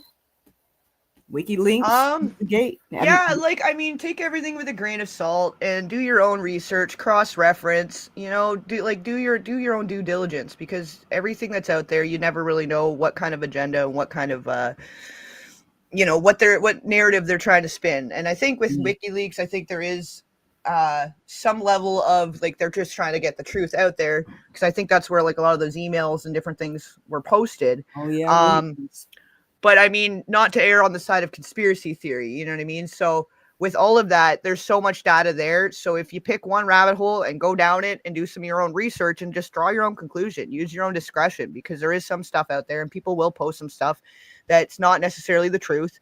And I mean, even with the disinformation campaigns, like they've got what's called the COINTELPRO campaign, that's like a covert operation that's literally out there putting all this different information out, putting all these different lies and distortion that's based on some truths, and it gets people all fired up and confused and going in all these different directions that they miss the point of the truth, right? So same with the Pizzagate thing. Regardless if those emails are real or any of that's real, we know child suffering exists. We know sadism exists. We know children are being harmed. We know they're going missing. We know they turn up in a ditch sometimes or in a dumpster or, you know, and they've been badly brutalized. We know all of that is real. So why don't we focus on what we do know and what's a fact, and that what we can do in our own communities to make a difference of that, right? Yep. I'm with you, bro. I'm right here with you. Me too. I'm looking. You can't see my eyeballs, but I'm looking. We're doing it. We're doing it. We're here. Yeah. Yeah. Straight up. Man, look, it's very refreshing every time to like when you really connect with like-minded people, because it's like sometimes you feel crazy. Because again, like I said yesterday when I was getting ready to go live, And I'm like, why do I have to do this? Why do I have to take a document, screenshot and make it small and make just so I can make it big on the screen so you can read it? Like, I don't understand. Like, we posted this thing multiple times, just read it. But and so you feel crazy, right? Because you're like, is it me? It's so annoying. Like, where's the evidence? There's no proof. There's no this. There's no that. Like, if you took 2 seconds, made 2 clicks, 1 click, go to the group, 2 clicks, go to media. There's like 1,000 fucking posts with documents and proof and different evidence and different information. Right. Like, take 2 clicks. If you don't got 2 brain cells to rub together and make 2 clicks, then probably you're useless in this good fight anyway. So just sit down. So just sit down. If you're going to ask a stupid fucking question, just sit the fuck down. Like, there is such thing as stupid questions sometimes, because we can keep telling you, go to the link, keep telling you, go look at this, keep telling you, go do your own research, keep telling you, go do X, Y, Z. And if you can't go doot doot and read, sorry, sit down. You are useless in this good fight. Just sit the fuck down. Right? Like, at this point, it's too late. Like, if you're not awake enough at this point, your eyelids aren't just a little bit open to what the fuck is going on here, it's too late. It's too late, and you're useless to the good fight. Sit down and let somebody that gets it go ahead with it, Yeah. Now, I don't know if you know about this, but do you want to? Because I'm not sure exactly what's being said. See my comment when we became part of the movement with the fight. See, and you know what? Choose your battles. There's so many different good fights to be a part of. There's so many different things going on in the world, and I've always been under the belief that voting doesn't really do much, that, there's people, the 1% pulls all the strings, and most politicians, most influencers, most public figures, celebrities, XYZ are meat puppets, and somebody else pulling the strings. So, I mean, pick a fight, right? I feel like it's so obvious that you can really tell that, because like that was the thing that kind of bothered me, and I think that's what helped me open my eyes back when all the stuff was going on in 2020, and I was just like, whoa, what's happening? But I always would ask myself, like, it's crazy how, like, I would be watching like reality shows and things like that, right? And you'd be like, okay, wait, there's these group of people up here, and these group of people over there, and these group of people down here, and they all saying the same thing. Like, that's weird. You know what I'm saying? But I'm like, well, you don't think nothing of it. But I think, like I said, when I saw, what was it, Out of Shadows, or it was another documentary, one of those, when they put all those images on the screen of the different news stations saying the exact same words, I was like, oh, I see what's happening. So, it's just one of those things where the lockstep. Like, you see the lockstep. So it's like, okay, is this paid promotion? Is this paid advertising? Or do all these people actually believe this, right? And like, really, when it comes down to it, like, the child trade and transportation and exploitation is the biggest business in the entire freaking world. It's $150 billion. That's billion dollars a year. Okay. So where do you think these people at the top are getting all their money from? How do you think they're staying in power? They've got black budget stuff going on. They've got their hands in different pockets, and they're collecting on different things, like, insider trading, all this stuff. So you just got, it's almost, okay, here's a good way of putting it. I don't know if you guys know about Harry Potter, if you ever read Harry Potter, but J.K. Rowling was trying to tell us something as far as like defense against the dark arts and all that. And I don't know if you know the story, but basically to take down Voldemort, there's 7 Horcruxes, because he's split his soul into 7 pieces, and you got to destroy each and every one to take down Voldemort. So if you look at it, like, there's 7 different governing bodies that control things that are all sort of evil and greedy and, running things in such a way to benefit themselves. Like, it's weird that 1% of the entire world controls all the money, all the resources, all the media, all the, the education system, the water, the food, the medications. So if you think about what are those 7 governing bodies, where are they getting their money, what's holding them up, what's going to take down this house of cards, and pick a battle and fight it. If you want to fight for the kids, great. You want to take down the big cartel running this or that or the other thing, go that way. You want to fight for a better education system, you want to fight for clean water, like, pick a fight. It's all part of the same good fight. It's all the same great big elephant. It's just a different pile of shit, and we got to clean it all up, or we're going to be drowning in our shit.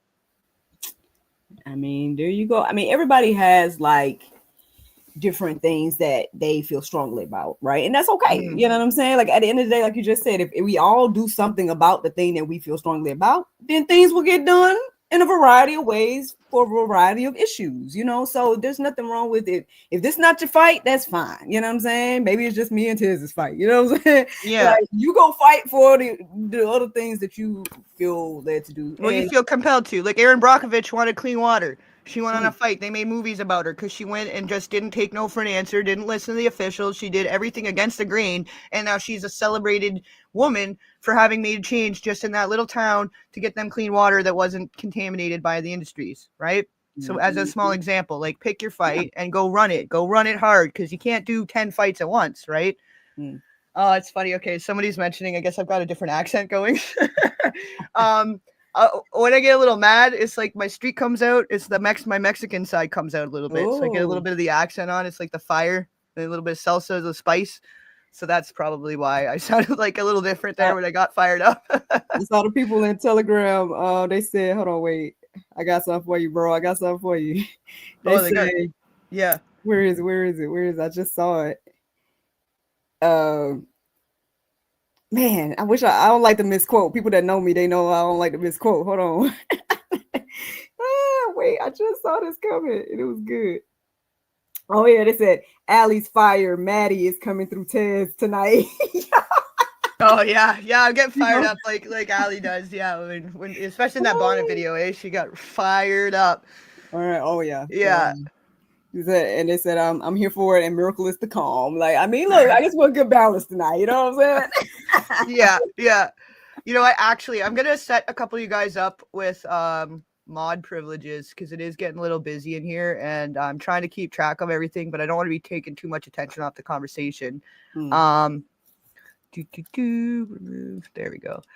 So Charlie and Dirjaddy, I'm gonna give you guys mod status here. I hope you're okay with that. If you don't want to do any mod things, that's okay too, but I'm just going to grab a couple of you because I noticed, there's still some weird trolls coming through the chat and they're just distracting and just adding noise to, like, it's just background noise. So silencio. No, well, speaking of that, bro, then like what's the most important thing you want the people to know then about this here?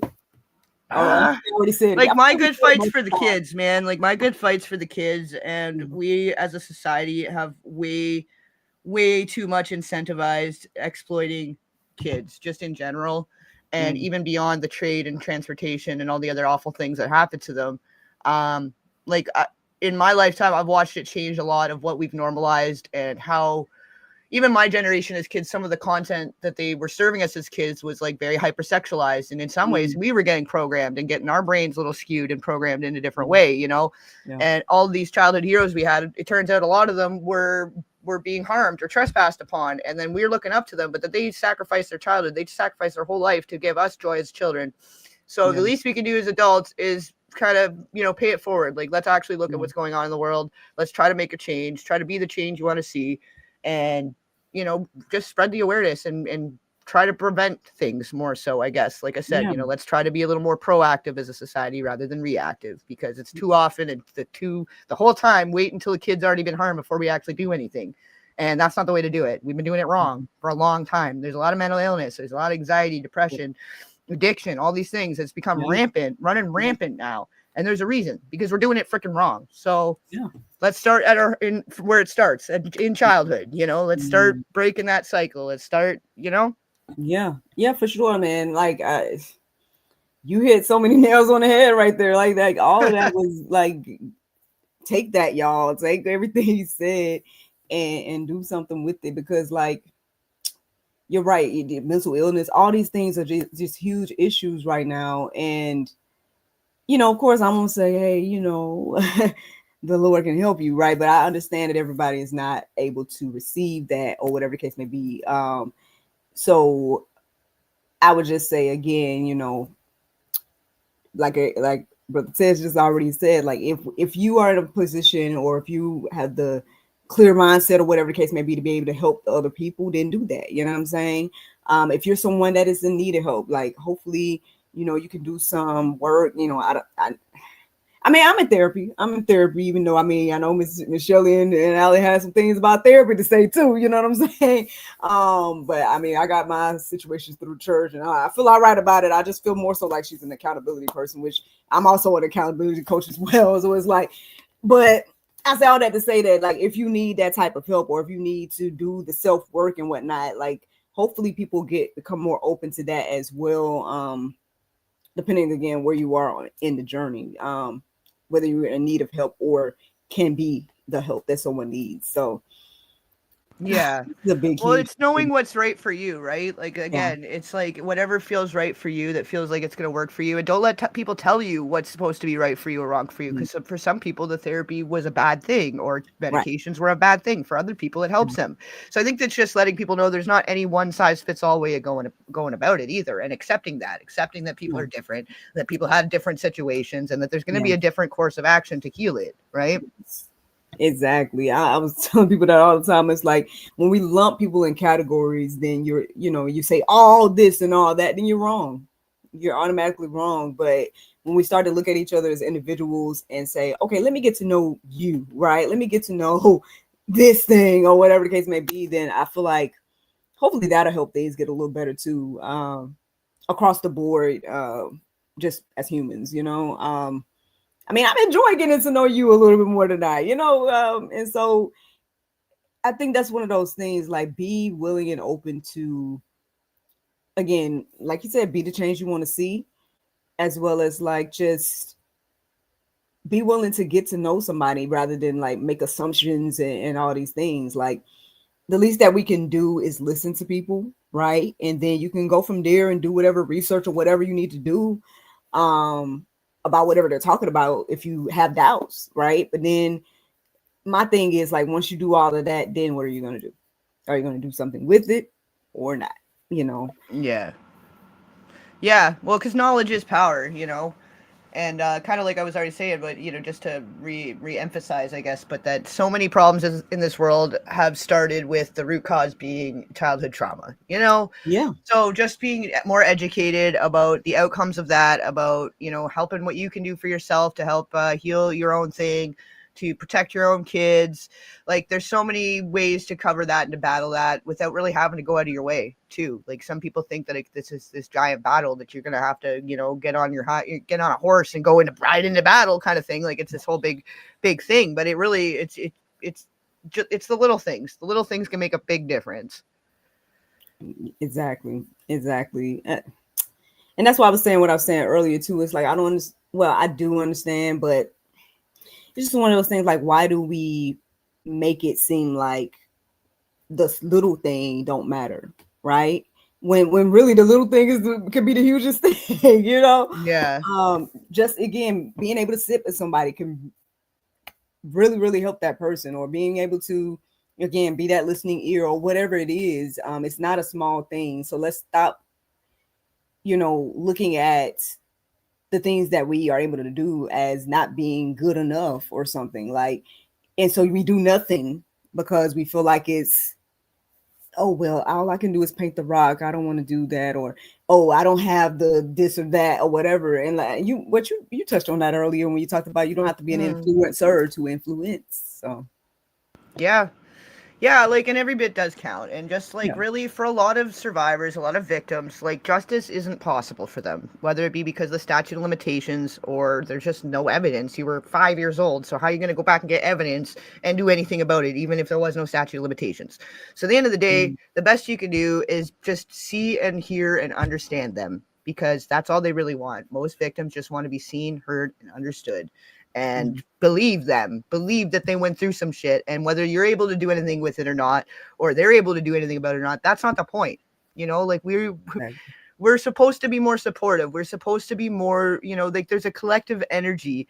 And if we're all trying to just run this rat race on our own and try to do everything ourselves, and then we're just getting medicated and we're getting shut down, and, oh well, that was the past, forget about it, da, da, da, da, da, that's not helping. That's not helping. It hasn't been helping, right? Right. So maybe we could try that. Maybe one time we just try doing something a little different, and it can be that simple. And it's okay if it's Mm, a simple thing. And if that's all that you're able to do within your capacity is, sending the rocks around, or doing little donations at the food bank, or just little things like that, or don't dropping your clothes off instead of giving your clothes to freaking Goodwill where they sell it back to poor people. Go find the abused women and children's shelters and hand it over to them, to the people that actually really freaking need it. Just little things like being thoughtful like that, instead of, you know, mm-hmm. it's so simple, right? Right. Right. But sometimes we just look over this simple thing for some reason. But hopefully today, right? If anybody's listening to us, you guys are encouraged and inspired to know that no, the simple thing can be the greatest thing to somebody else. And that could be you, friend. You could be that thing, right? That person, that whatever that person needs to get to the next level. You can be that for somebody. If you, I guess, humble yourself enough to be that person for someone else. Yeah. No, for sure, exactly. It's just, and sometimes it's uncomfortable, and sometimes it's not easy to hear these things that have happened to a loved one. But how do you think they feel? Obviously, it's not easy, but for them living with it and even having the courage to come forward and speak about it. So the Mm-hmm. least you can do is lend them a listening ear rather than shutting it down and because I think a lot of it is discomfort, or people Yeah. are afraid to look at their own trauma. Like it's Mm-hmm. triggering for them. It's going to bring up their own trauma. But maybe that's a conversation that you can have and both get some shit off your chest. You don't have to be a board supervised psychological whatever, accredited guy or whatever to be able to just speak amongst each other like friends and give each other support and being like, yeah, that's really fucked up. That should never have happened. So sorry. Here's a hug. Mm-hmm. Right. Like, There you go. Man, that's good stuff. I mean, I hope the people are listening and hearing at the end of the day. Like, I mean, I know we could go on trying to like beat our heads against the brick walls and being like, why aren't you getting it to the people that aren't getting it, right? But really, I guess this conversation is more so for the people that like are hearing us right now. They want to do something, right? You want to get activated, things like that. I hope all of this conversation has really encouraged you to just do something. That's all we're saying out here. Like, and I think we're doing something, right? And you guys can do something, and somebody else can do something, and then it, like I said, it's a ripple, right? It goes on, and if we all do something, then something will get done. that's right. That's right. We're all moving in the right direction. Like it will tip the scales because it really is. It's a scale of good and evil at this point. Like this is basically a psychological, spiritual, digital war that we're in. And like, do you want to be fighting for good or do you want to be sitting on your butt just watching it all go down, or you want to fight for evil? And I feel like most people in here, they want to do something. They don't want to be just sitting on their butt, and they're not for the evil. Most people in here are good folks, right? So just do anything, do something, do anything. And if you get in with Allie's group there, like there's all kinds of stuff they post all the time about how you can help, who they're emailing that day, and they're sending emails to certain senators or people in Congress, or I don't know. I'm Canadian, so I don't actually know exactly what your government's like and who all the people are that you guys are emailing. But like that's change. That's doing something, and that's something you can all do all on your own. You can go and look at who's your local municipality or whatever it's called where you guys come from. We got premiers and different, whatever prime ministers. It's different system, but your governors, your people that represent your community, and start sending the messages like, hey, there's 45 kids missing right now. Like, what are we doing to change that? Is there something we can do as a community? Should we put up flyers? Just go ahead and put up flyers. Nobody's stopping you from going and putting up some flyers.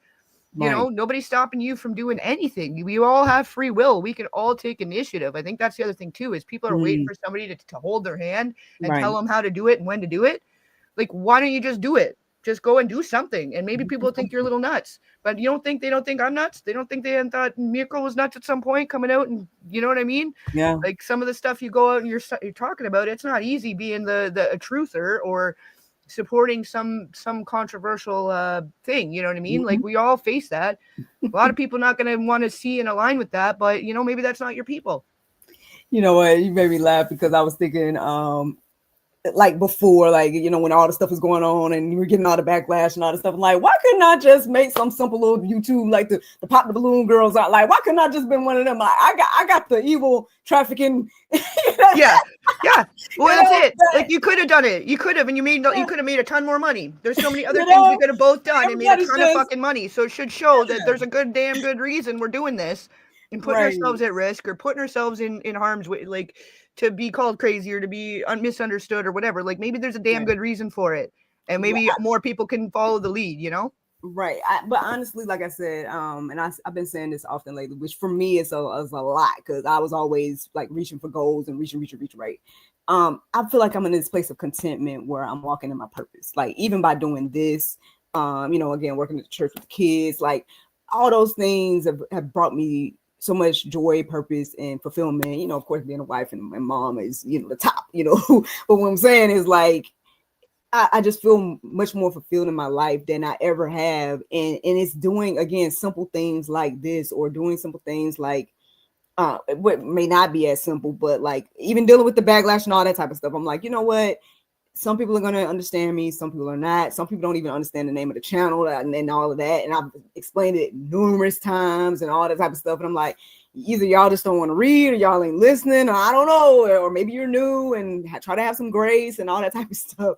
But even with all of that type of stuff, I feel much more content in my life and much more at peace, and feeling like I'm walking in my purpose to be able to, address these things. And I feel honored even to be able to, address these things. I don't know, like, again, I understand it could possibly come with backlash and all these different type of stuff.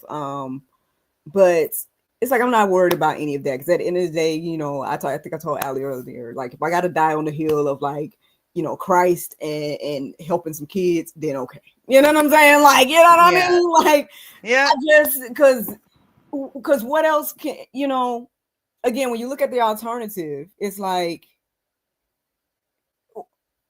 sometimes I do wonder, because I try to give myself the benefit of the doubt, or or give the whole situation, like, am I wrong about what I feel? You know what I'm saying? Am I wrong about what I'm thinking? Like, okay, I took in this information. Now, am I wrong? Is something wrong? But I'm like, I don't see how I'm wrong in saying, hey, human trafficking sucks. Hey, kids are being attacked and abused. I'm going to stand for them and be their voice right now. Be the voice for the voiceless. Like, I don't see why I'm on the wrong side personally, but I don't know. Well, you have your strength in your own convictions and your own morals and values, and that's how it should be. We shouldn't be running with a crowd and trying to just fit in with everybody else. We all got a purpose. We all got our own thing that we feel strongly about, and we should have the right to follow that. Like, there's really, really rich people that are absolutely freaking miserable. So what's missing? Right? If they maybe not sold their soul, but done things that compromised and whatever to make that big bucks, and they got tons of money, they got all the cars, they got all the fame, but they don't feel like they have the purpose and they're not happy with what they're doing.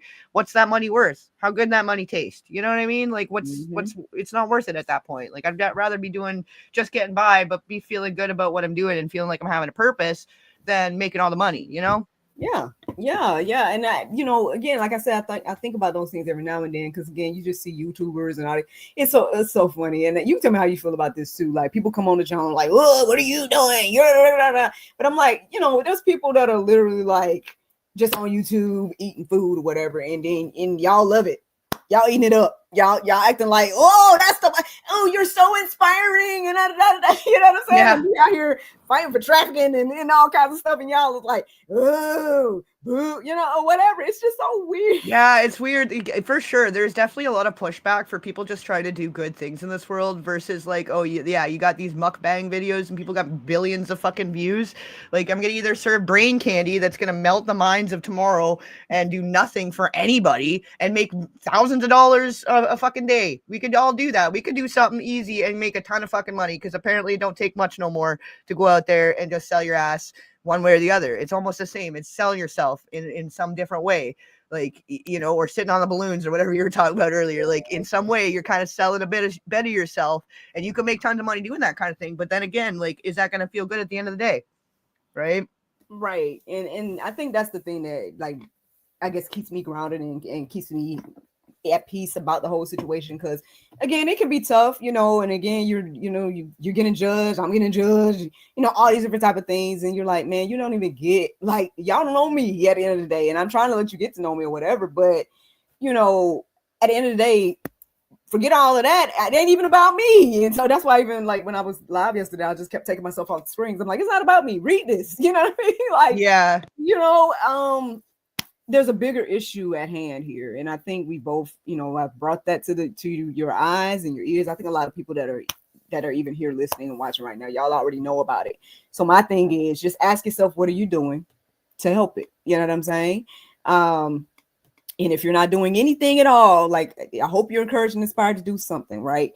If you feel like, if you're one of those people that's like, you've heard everything, you're not doing anything, and you're not motivated to do anything, then please, for me, and you don't have to do it, but it will be great if please stop trying to coach the ones that is out here doing something.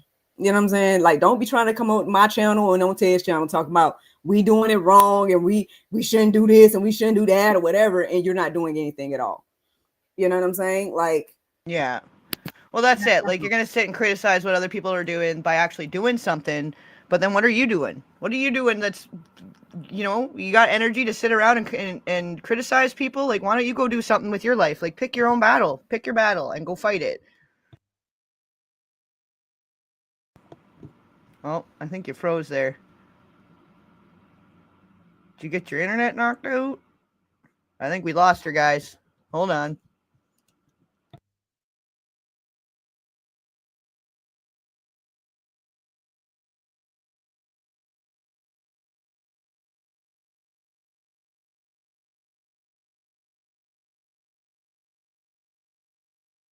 All right, we lost her. I don't know what happened there.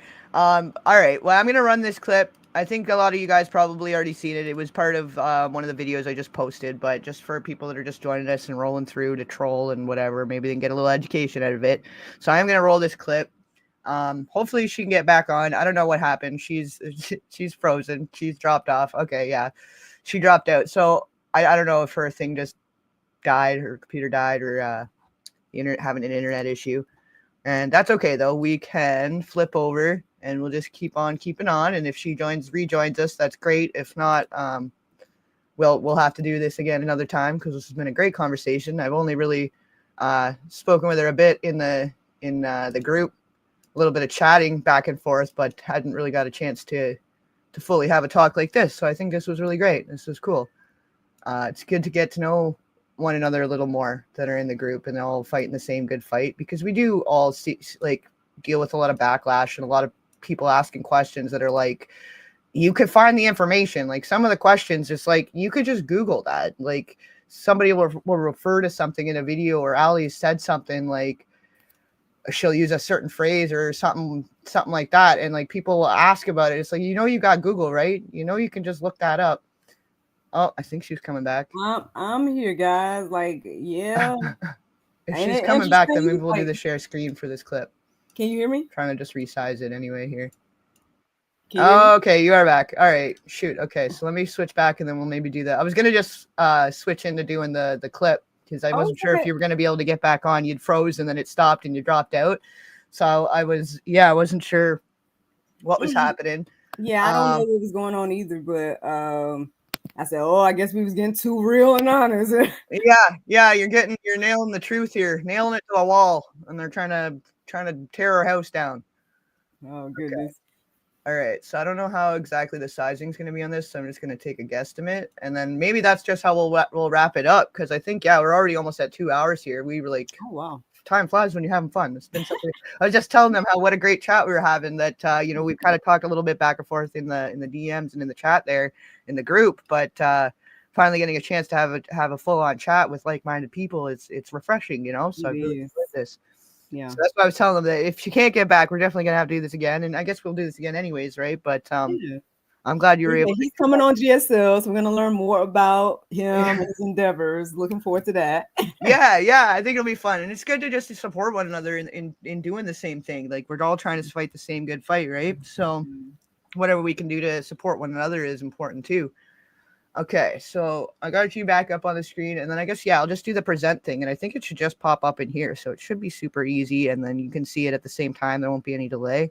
Okay. So yeah, we're just gonna run through this. We got one more clip. I think, like I said, I think some of you guys might already seen it in some of the videos I just posted, but we're gonna just run it through because there is still some people coming through that don't necessarily get it yet.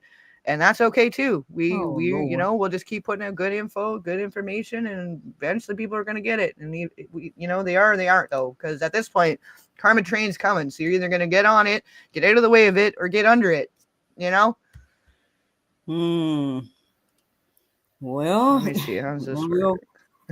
Those on my end, those on GSF. If y'all want to pray for the ones that don't get it, then go ahead. Yeah, help them out. Help them out. Like some people just won't get it, and then we have to accept that too, right? Like some people just really aren't gonna get it. Yeah, that too. Okay, I'm sharing the window, but I don't know if you can see it. And okay. Okay. Is it this? Yep, I got it. Okay, cool. Yeah, so if you could switch the window, cool. All right, perfect. Let me just resize this a little bit here, and then we'll be good to go. Maybe cut us. I'll end up cutting our faces off a little bit here, or your face. My face isn't in it, but just to get the window. You want me to take us both off? No, you're fine. It's fine. I'm just gonna resize the container here, for the way it goes on my side. But you'll be able to all your people will be able to see. My people will be able to see, and Bob's your uncle. Gotta try and center it a little bit here at least. There we go. We're just winging it, but it's working, I think. All right. So yeah, I'll go ahead with this, and let me just pop in with the chat here quick. 2 people still waiting to be told what to think. What's those things that roll across the floor of a desert? Oh, it's like tumbleweed. Talking about tumbleweeds over there. You want to address this? Well, if they could, they would have already done it. Like it's going to take all of us working together. That's the problem, is there's so many like evil people on every level that are a part of it, that are complicit. And so we, the people, need to start standing up and doing a little more in our own locale. There's more that we can all be doing to help the greater whole, rather than sitting around waiting for someone else to do it. And, and not that like, I don't have any issues with people that have different religious beliefs and whatever. But, the one thing I keep saying is, people have been waiting for Jesus to come back and save them, but it ain't happening. It's been 1,000 years. Nobody coming back to save nobody. So why don't we save ourselves? We've got our free will. We've got the power to do things. We can be united as a people.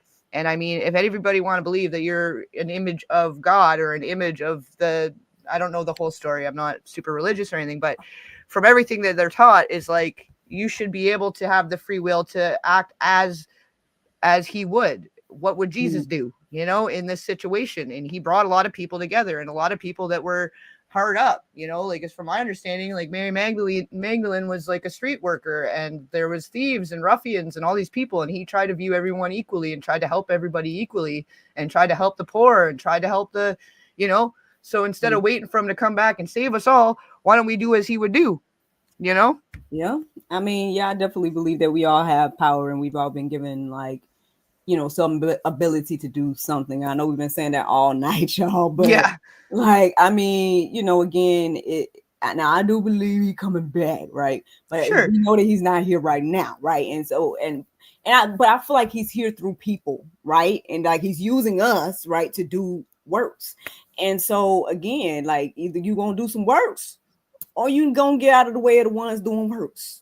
Yeah. Now in regards to this, I guess maybe I got a little optimism. Like I'm hoping, like behind the scenes, with all the things I'm hearing about the bus and all these types of things. So I'm hoping that behind the scenes they are doing something that is affecting these things in a large scale. But like I told y'all earlier, I'm just waiting for the exposure that nobody can deny. Like, because even though I feel like we got enough exposure already with all these news reports and stuff, but I mean, let's reveal the tunnels, you know what I mean? Or let's reveal I don't know what else people need. Like, I just wanted to get just exposed in a way where we can't sit here and be like, well, is it really? But I don't know when that day's gonna happen. But hopefully the people that are above are doing something about it. But my understanding is that they're part of it, so I don't know. Yeah, well, and you could be right too, though. Like there might be more going on behind the scenes than we really know, because obviously, all these big busts are happening, and maybe that's why we haven't gotten the lists. Maybe that's why certain things haven't been released to the public, because it's part of a bigger thing. It's part of a bigger investigation, and they want to take down the whole hub. They don't want to just take down the one guy with the island. They want to figure out where all the main hub and hot spots are and take them all down. And we kind of are seeing that. We've seen some big players in that game getting taken down that are like nobody would even know who they are, but they're the ones pulling a lot of the strings too, where Diddy's a player in it and some of these well-known people are a player in it, but they're not necessarily at the top. So to get from the bottom to the top, you got to kind of follow the trail, so I'd like to believe that more of them are actually doing something. And I think just as a collective, we're becoming more trauma informed and wanting to do more good, where previous generations maybe just didn't really understand the extent of it because like they didn't have the internet and shit, so, but now we have no excuse. We've got infinite information in our pocket. You know, they Mhm. said we're not going to always have a calculator, so we need to learn math. Well, guess what? Now we got computers in our pockets. So Right. not only we got, you know, we got the calculator, but we got all the information in the freaking world, you know? So there is Yeah. no excuse for people to be ignorant to these greater issues. And I think there is slowly but surely a shift in perspective and a shift in consciousness towards, okay, now what do we do about it, right? Yes, like honestly, I'll agree with you on that as well. And I know you want to show the video, bro. No, So that's keep okay. going. That's okay. No, it's so like I totally said, fine. we're on the dot of another hour. But I just want to say I do agree with you because like even for example, when you see chats, right, or you see Instagram posts or whatever, and they're like, and it's like celebrities being exposed or whatever it is, right? A lot of people are talking like us in the comments. So that lets me know that there's way more people, right, that are aware of the evil things. So my thing is like, okay, so if there's more of us knowing stuff now, because you know, I can't imagine. Did you hear about Isaac Cappy? Yeah. Yep. You know I'm what I mean? familiar. Like I can Yep. imagine being like one of those people years ago trying to scream and people not hearing. You know what I'm saying? Or years before that, or years before that. Like I can't remember Yeah. the other guy's I name. mean, like Kathy O'Brien's been talking for like over People have been 35 talking. years, you know? Yeah. So Like it's like saying the same shit. So like all these people couldn't be just like, you know what I mean? We're not just pulling it out of their butts. right, right. So I mean, this has been going on for a long, long time, and you know, hopefully, I mean, I can't. I guess I have faith and whatnot, but I understand that evil is going to always, I guess, exist until that time. You know what I mean? But you know, but we can do something to like stop it a little bit. You know what I'm saying? We can do something to like protect some kids that you know. You know what I'm saying? Like we can That's do something. it. Right? Like maybe you can't do anything in the whole community or your whole neighborhood or what have you, but like you can at least make sure you're protecting your kids. And instead of having them change for so and so to come over or to tell them to watch out for so and so at the family dinner, don't go there. Don't bring the kids there. Don't have them around them. Like maybe we just start there. Let's just start there. Simple. Start there. Kid doesn't want to get hugged. You don't force him to hug that whoever, you know? Yeah. Like just because they're your grandpa, grandma, sister, cousin, uncle, mother, doesn't freaking matter. The kid says no, no means no. You know, they're putting their hand up, they're recoiling back. You don't force them to hug. You don't force them to give you kisses. Little things like that is just like, let them know that you respect their boundaries. Let them know that they are allowed to say no. They're allowed to push back. They're allowed to express themselves. Maybe they're just not in the mood. It doesn't mean they don't love you. Because sometimes they're just not in the mood to give grandma a kiss. And it's not because grandma's doing anything weird. But like we got ego problems, I think, too, where then we're disrespecting kids' boundaries, not accepting their no, and then you're perpetuating a culture that their voice don't matter, you know? So even just little things like that, right? Yeah, that's so good. Like we can go on about that because Yeah, I don't know if it's my generation. I don't know how old you are, whatever the case may be, but I definitely feel like my generation probably grew. Now I grew up down south, or whatever. I'm here down south, and so it's like you know I guess you're trained about respect and manners and all, and I think all of that is good. Don't get me wrong. Like I'll be training son, yes ma'am, to me. Like don't just because you know he'll get quick to be like what, and I'm like hold on, like you know I'm mommy. So I got to put some boundaries, right? But you know I think my generation, or I would just say even me, like grew up in a way where it was like I did feel silence sometimes, or I did feel like I felt like my voice was like World War III. Like like I would say something and then there would be issues. Now, not type issues. Don't get smart with me. Don't get smart like, with me. Don't talk back to me. For me, it would stay in a child's place that really was, I guess, maybe like a triggering thing. Because I'm like, because I was witnessing not the same energy for other children. I put it like that. Other children didn't have the same energy, but then for me, for whatever reason, it was like, oh, you need to stay in the child. And it was like, or it was a silencing way, which I get it now because I believe in spiritual warfare and whatnot. So I'm like, oh, because I'm gonna grow up and be the person talking online every day. Got it. Like, well, it's like that you become the scapegoat. My childhood, so then the narcissistic family system, and you were the scapegoat. It sounds like you were going to be the one poking the bear and trying to tell the truth and asking questions and like why are we accepting this toxicity and this dysfunction? Like, what's the matter with these people? Yeah. Me too. Me too. It's all good. Right. Yeah. So it's like, and like I said, I get it now because, like, again, look at what we're doing. Like, you know, so it's like, oh, you know, but why?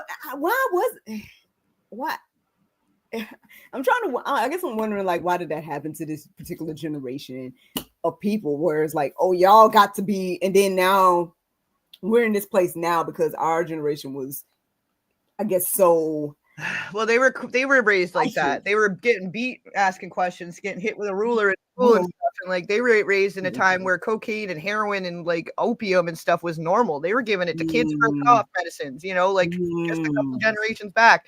So they were really just like, we just put our heads in the sand and we don't think about it. We don't think about the war, and we don't think about the Great Depression, and we don't think about trespasses against us as kids, and we don't think about any of it. We're going to drink, or we're going to do this, or we're going to do that, and we're just going to grow up and pull up our bootstraps, not think about it ever.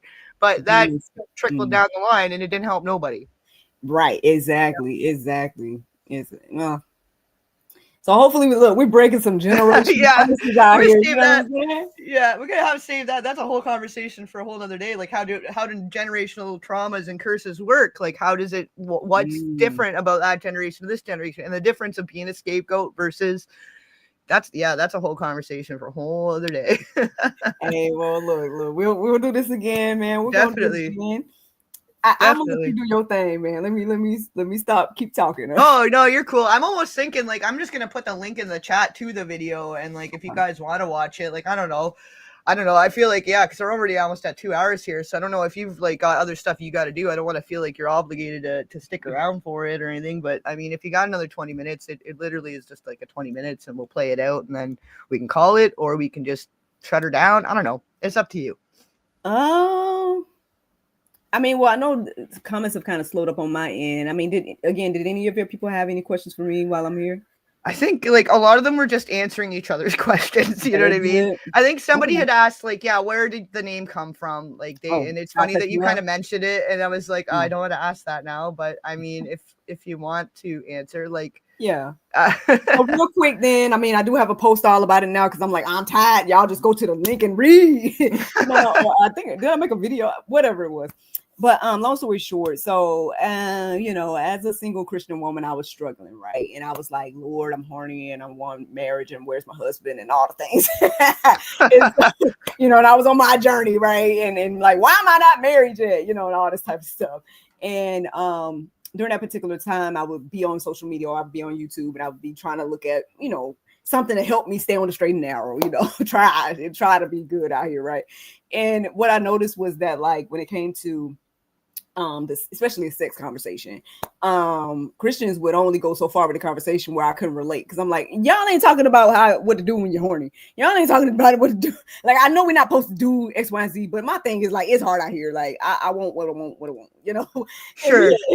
And then on the flip side, when it came to secular channels, I guess, or talk shows and stuff like that, they would talk about everything. They're like, yeah, we talk about everything, but then they weren't telling me what I needed to hear as a believer. And so that kind of got me to get online, and just as a single woman, just sitting in my living room at the time. I had a little fro and everything. That playlist is on the channel if y'all want to see those videos.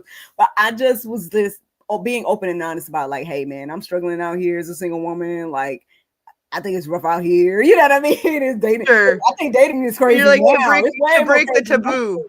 Like, to break the stigma and the taboo of being able to talk about it and to find support in somewhere it's like they're always clutching the pearls or whatever, or what's the saying where they just like, oh, we can't talk about that. Like, oh no, Jesus might see. Oh no, like, and then it's like, but that's like so outdated. It's so outdated. Like, people got needs. People out here they didn't give us the urges to do things if it wasn't a natural thing to do, right? So I'm getting it. So to make that space for yourself, you're like, I couldn't find the space, so I made the space. Right. So what happened was, like, so I was on my other channel. It was Actress Miracle Sims or whatever, and I just was trying to figure out what I wanted to even do with the channel. So I just started talking about how I felt as a single Christian woman, basically.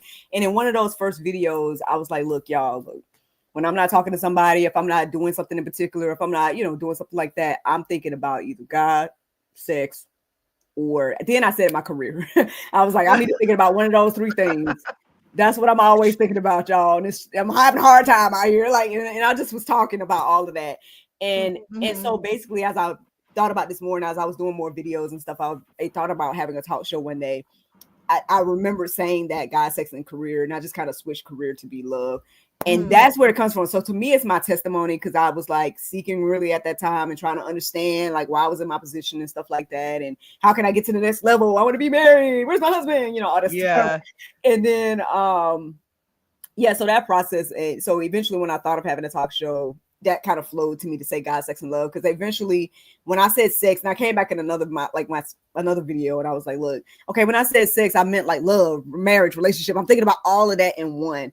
And so I had it so together in my mind for a while that eventually I separated the two to be like, you know what, love and sex is different things. Like, it's great together, obviously, but it's like love isn't just sex, and sex isn't just love. You know what I mean? And so whatever. So I ended up. It's like you're finding it's like a Venn diagram. I don't know if you remember like Venn diagrams growing up. It's like these are the three important things, and these are the things I want to talk about. And where does it meet in the middle? And like, so you were like, I couldn't find that space. I couldn't find something that spoke to me in that space, and so you became that middle piece. Right. Yeah. That's what. So, that's cool. Yeah, I thought it was gonna be like me, like the real. That was in my head, like me, some ladies at a table, just talking about everything or whatever. But God had other plans. I feel like. I mean, obviously, one of my pillars now, I guess, is standing up for kids and yeah. Well, it fits into that. It fits into that. You know, the healthy way of going about it. And actually, somebody was just saying in the chat that nobody teaches us how to tend our secret garden. Which is interesting, right? So I think that, you know, being able to talk openly about it, like, and especially for people that have gone through different things as a kid, I think there can be a lot of dysfunction and a lot of misunderstanding and or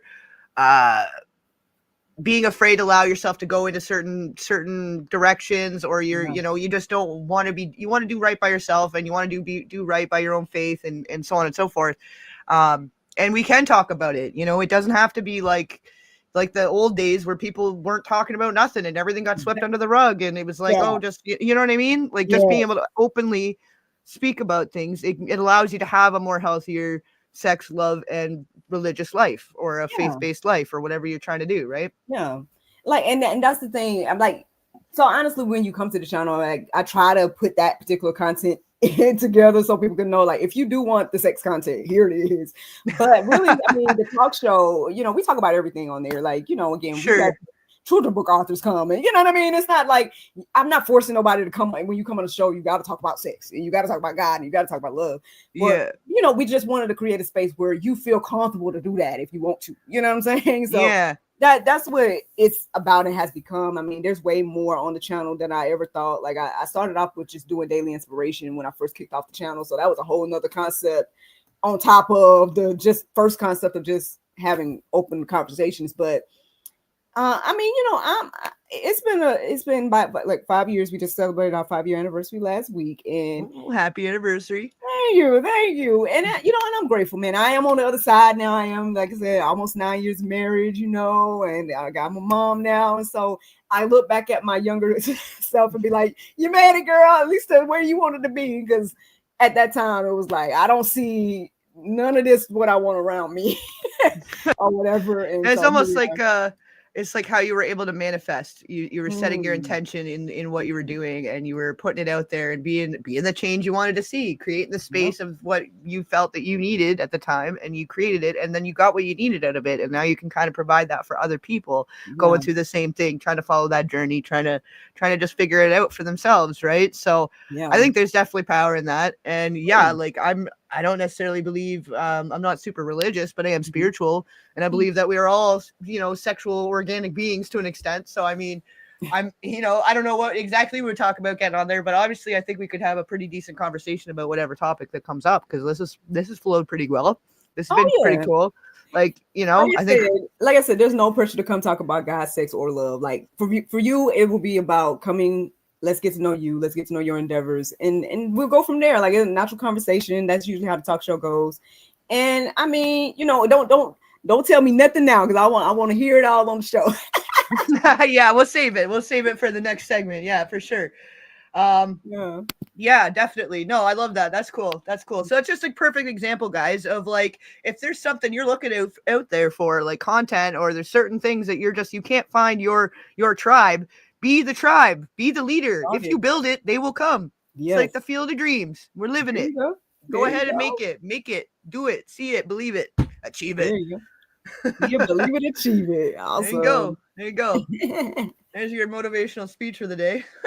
There you go, man. Listen, y'all done got a lot of good words from us, man. Like, hopefully y'all gonna do something with them and everything. I mean, look, you try to leave them with the drama.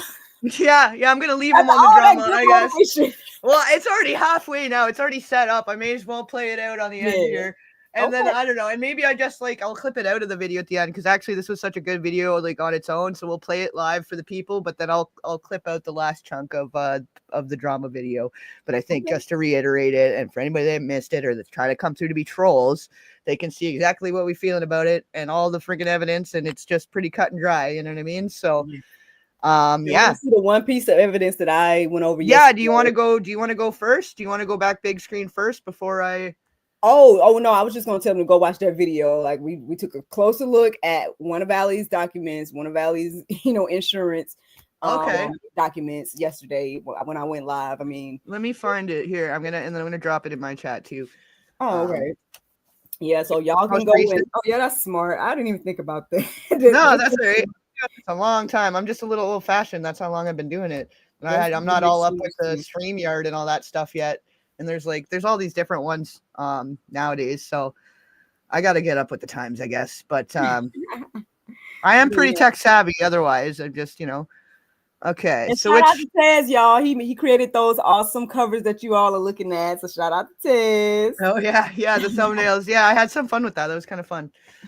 It's a little bit of a different thing too. Like I'm used to doing my own, so doing one for you is fun. Aww. Okay, so what's it? What is it under your lives? Your last live? Yes, it's the one that says y'all keep asking for proof. Oh, there it is. Yeah. Okay, I see it now. All right. Oh, and that's cool too. Did you make that one? Yeah. That's cool. The AI thing because I'm like okay, AI, this is what I'm feeling here, and it says a lot. It says a lot for sure. That was really good. I like that. That's a good thumbnail. Forget my thumbnails. Look at your thumbnails. I mean, look. I'm trying out here. I was like, man, I guess I need to do better with the like some of them I don't even have anything on, especially like Allie's stuff. But because again, it's more so like what got me starting to share Allie's videos outside of the ones that we did together was that being in the group chats and whatnot, and they were like, oh, share this, share that, whatever. So I just would share it. That's what got me doing it. And then next thing I know, like I said, 3 years later, you know what I mean? And then, I just happened to share one, I guess, right before the Diddy thing. And then next thing I know, boy, here we are. Yeah. Like, oh, that was it for me too. Was like I was watching it and I was consuming it, and she kept saying like, "You guys, screen share it everywhere. Do this if you got a platform." I'm like, I have a platform. Okay, like I'm gonna just start sharing it. And like, luckily, I guess I'd already kind of been going down that rabbit hole though of like talking about child trade and exploitation and predators and different things in the industry. So it kind of fit right in fit like a glove, But for sure, like just seeing other people activating and getting together on it. And I do see progress, like for the last several years, I've kind of been doing the same thing. And it felt like we're all just spinning our tires, But this last year and a half, maybe year and a half, maybe 2 years almost, I've seen more progress in people waking up than like the last several combined. So yes, it's working. Whatever we're doing, it is working. It might still be slowly but surely, but it's happening. It's happening. Alrighty, and shout out to Miss Samantha here. If you scroll up, or maybe I need to share it again, there's a link that we've created that can help you with some ideas if you really are looking for ways to help. And then someone says it took since 2005 to find so much out. And I can tell you, I don't even know what all happened. So even studying and learning and doing my part. There you go. Like that's all we ask, man. At the end of the day, like people coming on here and asking stuff like Tezz said earlier, you could just go look, you know what I mean? And we're doing our best again. I know here to just, hey, we're hand-holdingly. We're like, here's a link. Go to this website. Like I didn't have none of that when I came across the Bonnet video and was hearing all about this stuff. I was like trying to find information. That's how I learned about, okay, Google ain't showing me stuff. Then I heard about the goals. So I'm like, okay, let me go there. And then I was seeing stuff. So all of that's true as well. And, so it's just one of those things where, we can't do it for you at the end of the day. Yeah. I love what you just said there. Like, where do you think we got the information? How do you think we know it? Where do you think we got it from? We went and looked. We used our 2 eyeballs and our clicker finger and, a couple other fingers on the keyboard. Like, I don't know. Yeah. It's that simple. Right? I'm trying my best to stay patient. Look. I know. It'd be like, but sometimes I want to be like, oh my God. Yeah. it can get pretty repetitive and it's hard. So you really do need a lot of patience being in this position for sure. But it's working. It's happening. I believe it is too. It's helping. Yeah. All right. Well, this is such a good conversation. I'm gonna we'll run this clip real quick. We'll watch together. We can, if you want to make commentary a little bit or whatever on it, but it's like 15-20 minutes long, and then we'll wrap it up. And we should we'll schedule up another something sometime soon. And yeah, if we want to do it from yours mainly or whatever, and because this was a little complicated trying to do both at once, we were maybe biting off a little more than we could chew here. Well, we'll have to get together and figure out like what's gonna work best, and then Yeah. Well, and we kind of it was on the fly. We were gonna maybe do it like next week, and then we were like, you know what? Yeah, let's do it. Let's Let's just make it happen. And then so we kind of we if we have a little more time to prepare, it'll be a little smoother. But that's all right. All right. Can you see it? I can see it. And then you should be able to hear.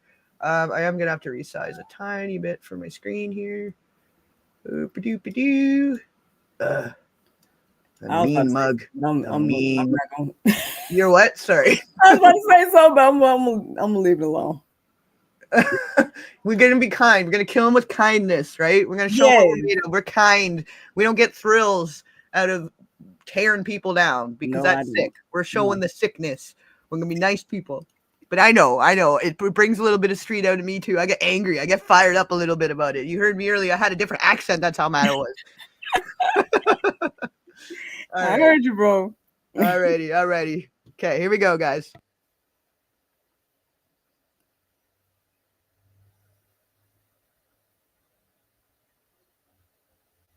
Okay, so I can't hear it. You can't hear it? No. Oh no. Hold on, let me see. It should hold on, let me see. It might be in the settings. Shoot. Can you guys hear it? Could you guys hear the cackle? The witch cackle right in the beginning? No, I didn't hear anything. You didn't hear it at all. Okay, hold on. I'm sharing the screen though, so I don't know why. Oh, y'all are so it should be playing through. Can you guys hear? Can you guys hear on my side? Or is it just not? They can hear it, but you guys can't hear it. Oh, yes, maybe I'm not supposed to hear it then. If y'all can hear it, no, it should come through you though, because I'm sharing my screen to you, so it should let you hear it. Let me I might gotta switch this up a bit. Hold on. Speaker. I guess I could put it through my actual speakers, and then maybe I don't know. That might make an echo. You want me to? Maybe I can mute my end, or maybe you can mute your other one. You think? Yeah, I'm gonna mute my mic while I play it, and let me just see if that worked though, because that might not even work, but I'll try. Hold on. Still no, eh? No. Shoot. We're talking about the video, you guys. Can you guys hear the video on GSL? Those of you that are here. You can't hear neither, eh? No, I can't hear it, but I mean, if they can hear it, that's fine. Yeah, if you wanted to end your stream, say goodbye to your people, and just jump in on the end of this one and join in on the chat over here or whatever. If you wanted to watch it, or if you want to call it, because I think you've seen this already, anyways, didn't you? Yeah, I've seen it, but I'm saying the people that are here on the channel, I was wondering, letting them see it. But so that's all I was trying to see. Those that are here at GSL, can you guys let me know if you can hear the video when he plays it? And if so, then I'll just let watch y'all listen. I wonder. Yeah, I'm gonna switch the settings 1 second here again and just see if that worked, because I'm just switching it around a bit. This person said they can hear us both, but I don't know if that's the video though. No, but they can't hear the video. Okay. Yeah, ask them if they can hear the video now. Okay, 1 second. But you can't hear it. You can't hear it. If you can't hear it, they probably can't. No. So yeah, I guess if you want to just call it, you've already seen my anyway. See, that's how you know you're doing the Lord's work, or you're doing good work, because then someone said something about my video is frozen, but everything looks fine on my end. Yeah, it's not frozen for me. Yeah, we might be getting a bit of a cyber attack here and there. Yeah, that's something you gotta deal with too. That's a story for another day, but I'll tell you the extent of why I don't show myself now and whatever. But okay. people do get weird when you're touching on something. When you're getting somewhere, they do get a little weird, and they'll screw with your internet, and they'll screw with different things. Like that's kind of what I thought was happening because my internet's very secured, and I'm maybe gonna message you about some ways to protect yourself cybersecurity wise, because when you dropped off earlier, I was wondering if they were fiddling with your internet because they couldn't get to me because I've got like probably so, because it did security. It was weird earlier, right? Yeah, it was weird earlier, and it had something about. But I went to my Wi-Fi and it was all on, so I was like, "What?" It's begun. Oh no! God. So maybe it would be good to get yourself out of here and just join in the chat so you're not making a target of yourself here, because now we're really gonna we're kicking the door in and throwing the hornet's nest in their face here with this one. So, I'm sorry, GSL people, if y'all haven't seen this. But if you want to even just share them to the link or whatever. Yeah, let me try to. So I'll find you and. Or if you want to do like a reaction video to it, by the way, like if you want to like do your own thing to it where you watch it from your end and with your camera and like do a reaction and use the video for your channel, you're more than welcome to do that. Okay, cool. Well, it's all copyright.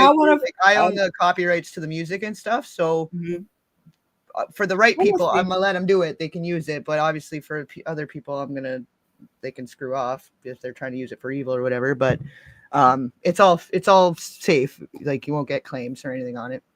Okay, cool. Well, maybe we'll do that, friends. I mean, I really enjoyed talking to you, and like I said, you're welcome on GSL anytime. I'm looking forward to hearing more about you and your story and what you got going on. So yeah, thank you so much for this.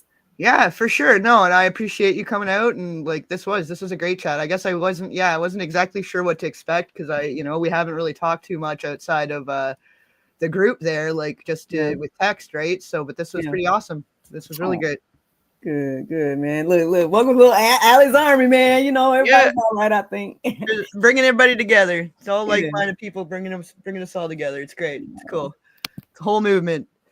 Yes, indeed. Yes, Zero Infinity. Hey, buddy. He's good. He's a cool guy. Oh, you know him? Okay, cool. Yeah, he's coming from my side, coming over, sending you love on your side. Oh, that's awesome. Appreciate that. Right on. But yeah, so guys, go over and send Miracle some love. Subscribe to her channel. Everything's linked in the description. I am gonna play out this video. We're gonna play this clip before we go, but it's not working on her end, so we're gonna call it with Miracle here.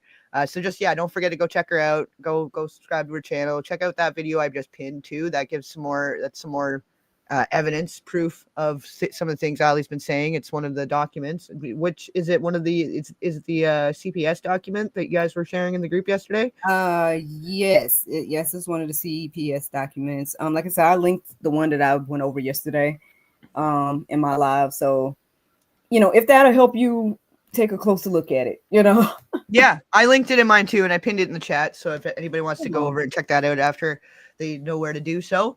And and you're linked in the description. So anybody, once we're done here, there's just another 15-20 minutes. We're gonna play out with this clip, and then you guys can head over and check out that video too. Yes, and we do have the clip in our community as well. The whole video that he's getting ready to show. So if you're watching here and you don't get a chance to see it here, then just go to the community. You should be able to see it there.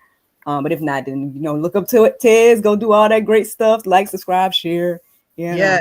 Well, even the last couple of videos I've done, it's all good info about the whole situation. So if you want to know more, there you go. We put it all together easy for you.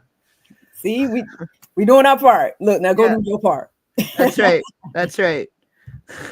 Oh man, I didn't even tell you about the Allie challenge. Did I tell you about that? Oh no. I think that's how I ended up standing out to Allie and the masses of people that was following her.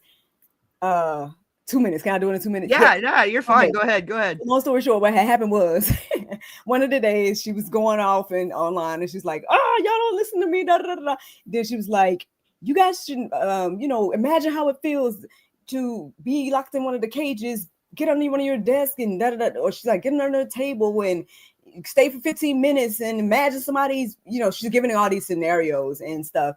And as I was listening to her today, I was like, you know what? That's the least that I could do. To hopefully bring more awareness to this, because at that time so many people were doing all these challenges, like I think like ice challenge and those type of challenges and whatnot. So I was like, okay, if I do this, then maybe they'll you know, more people will do it, and then people will be wondering, like, why are people getting under their tables? Why are people doing that? And it will bring more awareness to the fight, is what I thought. And so I Yeah. did it, and I think I was the first person to do it, or the only person that did it for a while. And Yeah. so that's how she ended up, I guess, noticing me out of all the people of that was following and whatnot. So the alley Oh, challenge is on there too. Some people did start to do it, I want to say maybe that year. It didn't get the traction that ice and cinnamon and all those other crazy challenges get. But if y'all want to do that, do that. There you yeah. go. That's smart though. That's a neat way to like take on with the trend and like use it for good, right? There you go. So that's smart. I like that. I like that. And I guess it was that far back, eh? Like shit. It Yeah. seemed like you say 3 years and it seems like not that long ago. But when you put it that way, I'm like, oh man, like the ice bucket challenge and shit, like that was a long time ago. Yeah. Yeah. Times either it's like goes too fast or it's gone too slow. Like everything with the lockdowns and stuff too. It was so weird. Right. But yeah, I guess, yeah. No, that's smart though. That's so smart to just get on with the trend and slip it in there, you know, like, and some of those like popular songs, like people do all these silly videos with the popular songs on TikTok, but what if we like did that, but for something worth doing, you know, something that's going to make a change, right? So that's super smart. I love that. I love that. I mean, we look, Larry, we done gave y'all so many things and so many options, you know what I'm saying? Yeah. Like, if you don't know, if you don't know by now, there's something you can do. You can do something now. Come on. Yeah, that's right. That's right. It's anybody can do it. It's such simple stuff, you know. It's just stepping out of your comfort zone sometimes too, right? Yeah. Well, Tezz, I ain't gonna hold you up no more, bro. No, you're cool. You're that awesome. video, man. And like I said, if y'all haven't seen it, go to his pages, go to our community, whatever you need to do to go see the video. I enjoyed this conversation. Thank you so much for coming. Yeah, no, thank you for coming. It was kind of funny because it's like, who are we letting go? Because we're coming to each other's channels, right? We're both doing the live at the same time. It's so funny. I'm glad it worked out though too, because I wasn't sure how it was gonna go either. But I'm glad we made it all work. It was great. This is awesome. Yes. Thank you again. Yeah, you can always hit me up in the chat, bro. Let me know. Absolutely. All right. I will do. See awesome. All right. Ciao for now, Miracle. Bye.